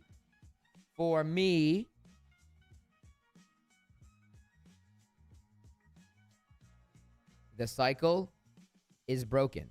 The cycle, I said it from 2 years ago. Bitcoin took all-time high pre-halving. The cycle is broken, period. I don't care about anything historical. I don't care. And if you want another fact that has remained true since the conception of Bitcoin until this cycle, it's this one. Bitcoin, and I forgot about this until 2 days ago, Bitcoin has never revisited the price it was during the inauguration. In this case, when Trump got inaugurated, 73K was the level, or 74K. Obviously, we have dumped below 74K. So that's two things now that were absolute facts prior to this cycle. The inauguration price and the halving. So to me, the cycle's broken. The cycle has nothing to do with the halving. It's time cycle, always held to be true. Fine. Fair. Fair. But to me, the time cycle or whatever else, I don't believe in it. And it's broken for me. And if you still do, and that's cool. I don't believe in it. I don't buy it. And so if there was ever a time to bet against history, it's this time, in my opinion. No different than I bet against history for the altcoins this bull cycle. And I did very well by doing that. Okay?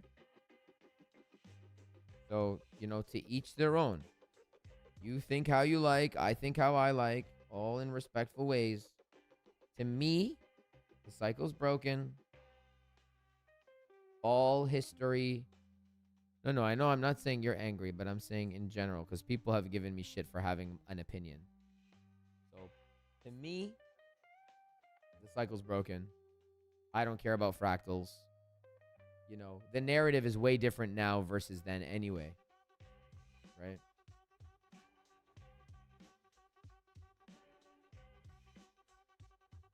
A lot of people are mad because they live with mommy, yeah? A lot of people are mad because they bought altcoins. Too.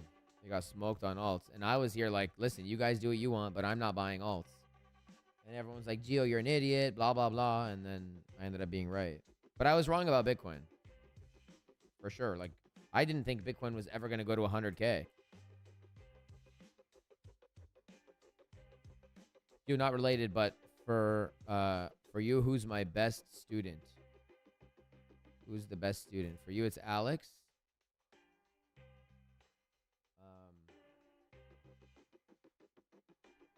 That's a good question. That's a good question.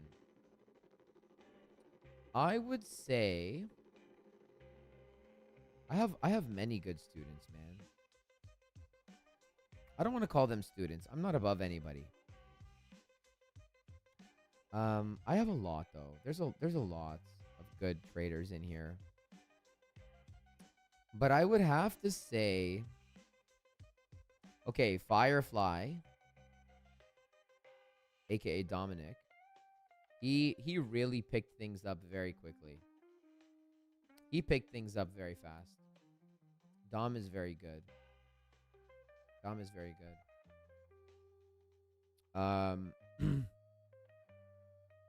Also, Alex picked things up very fast. Obviously, Alex is a Nexus trader. He picked things up quickly. Raven is very good as well. I would say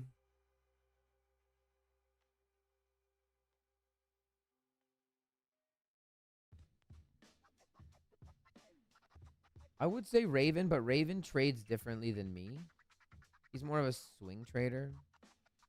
I'm like a super scalper, updating these guys every 2 seconds in the Nexus. But we have a lot, man. We have a lot of good traders in here, so yeah, we have a lot. We have a lot. Am I liking the blue blocker glasses? I don't know if they do anything, honestly. I don't really know. I don't really know. All right. Oh, my days. Let's get this echo back up. You don't need no other body. All right, I'm going to try this, man. I'm going to try, right? We're going to try our best here. Oh, shit. Sorry. That's going to be loud. I'm sorry. Hey. Oh, my days. All right. Let's get a sound check. Do you guys hear me well right now? You guys can hear me? You should hear an echo as well right now. We got the echo going on right now. I got like this like deep like kind of voice going on right now. Like I don't even think my voice has ever been this deep before.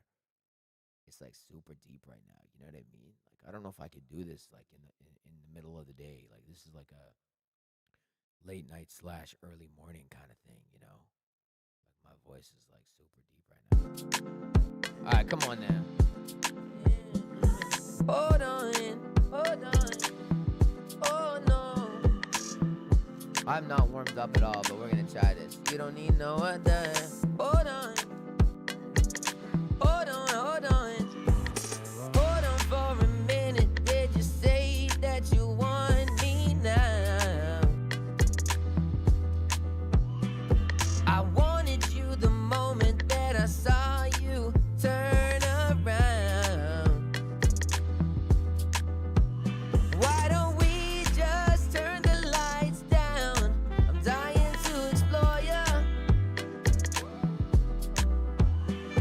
We're all alone, you can't be loud. Let my love adore ya. You don't need no other body, and you don't need no other body. Only you be on my body. This is tough right now, man.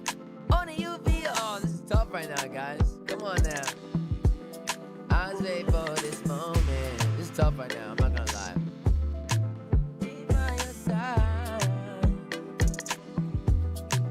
I don't wanna forget. We've been like, here's the problem. I'm gonna tell you the problem. Right? I'm gonna tell you the problem. The problem is that the whole stream, we've been talking like deep and whatever. And when I like do my thing, like I kind of have a higher like singing voice. So, you know, I'm not like, and I have no more water. You don't need no other body. You don't need no other body. All right, let's run it back. Love in your body, baby. Love in your body, baby. Na na na na na, baby.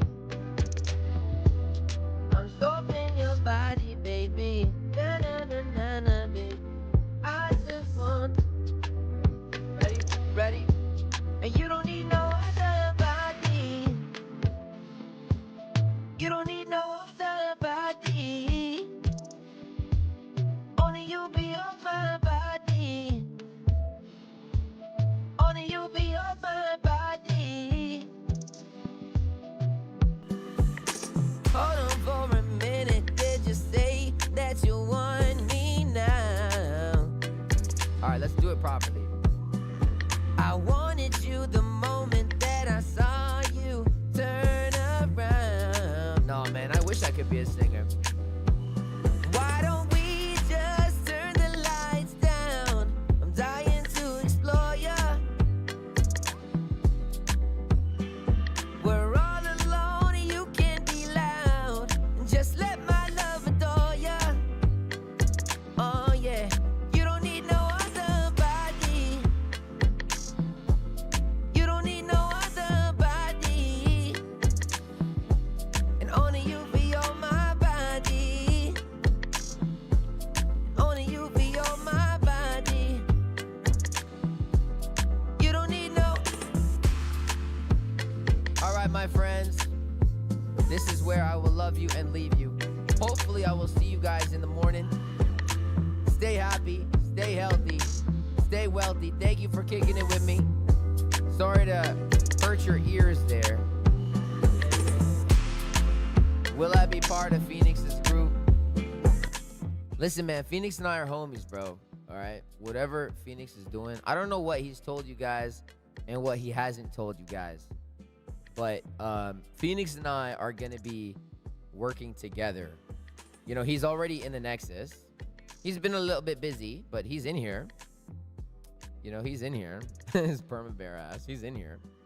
But we are going to be working together on more than you guys know.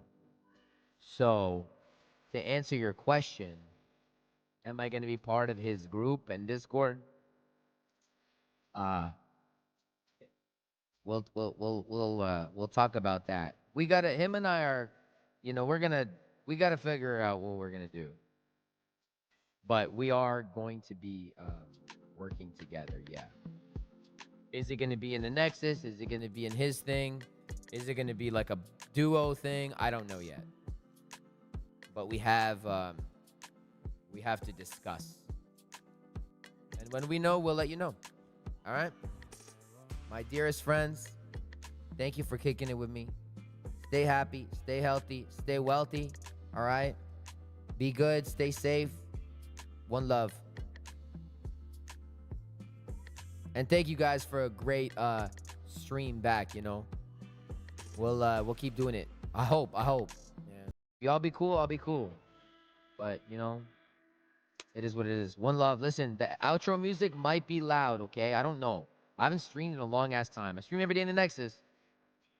Which, if you want to join, link is in the description down below, by the way.